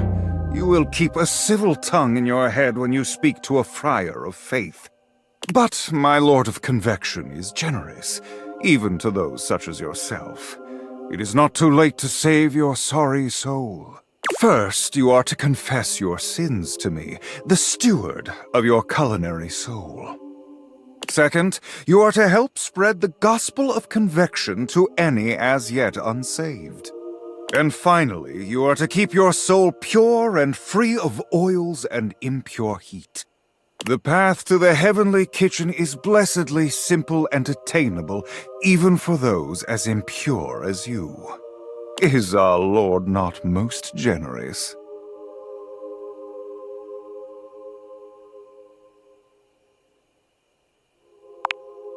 You are so addled with sin and impurity you cannot even see when someone is offering you salvation. Calamity, blasphemy, treachery. Bless your humble friar with patience and strength, O Lord. I shall need it. Tell me, do you wish to repent for your culinary sins here and now? I am ready, willing, and able to grant you absolution. You need only unburden yourself.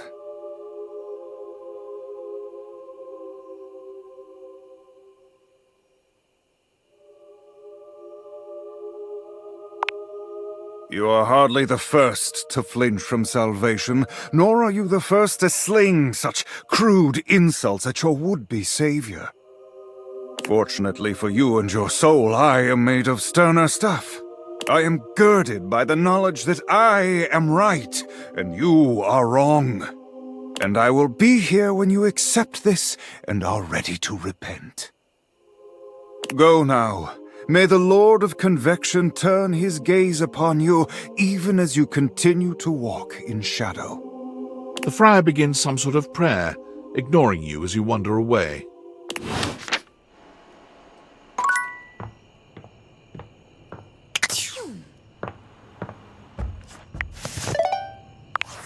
It's me. Were you followed? Is this signal encrypted? It'll have to do. Listen, I've been giving more thought to our previous conversation about the ethical implications of transforming inanimate objects into humans, and I've come to a realization. It's honestly not up to us whether an object should become human. It's up to the object. And if an object expresses desire for personhood, who are we to deny them? I did discover one other interesting piece to all this. After analyzing the data, it appears that certain objects can only become human if the Dateviator user possesses the necessary personality traits. I'm not sure why. I theorize it's because certain character attributes emit an energy vibration on the same resonant frequency as the molecules of a particular inanimate object. But in all honesty, it's likely a mystery that science will never solve.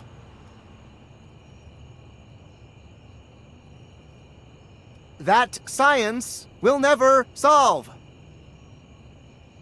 Regardless, I was able to discover which personality traits seem to resonate with each inanimate object, and I've uploaded that data into the Dateviators. I've labeled it Realization Recipes. You should be able to access those files now.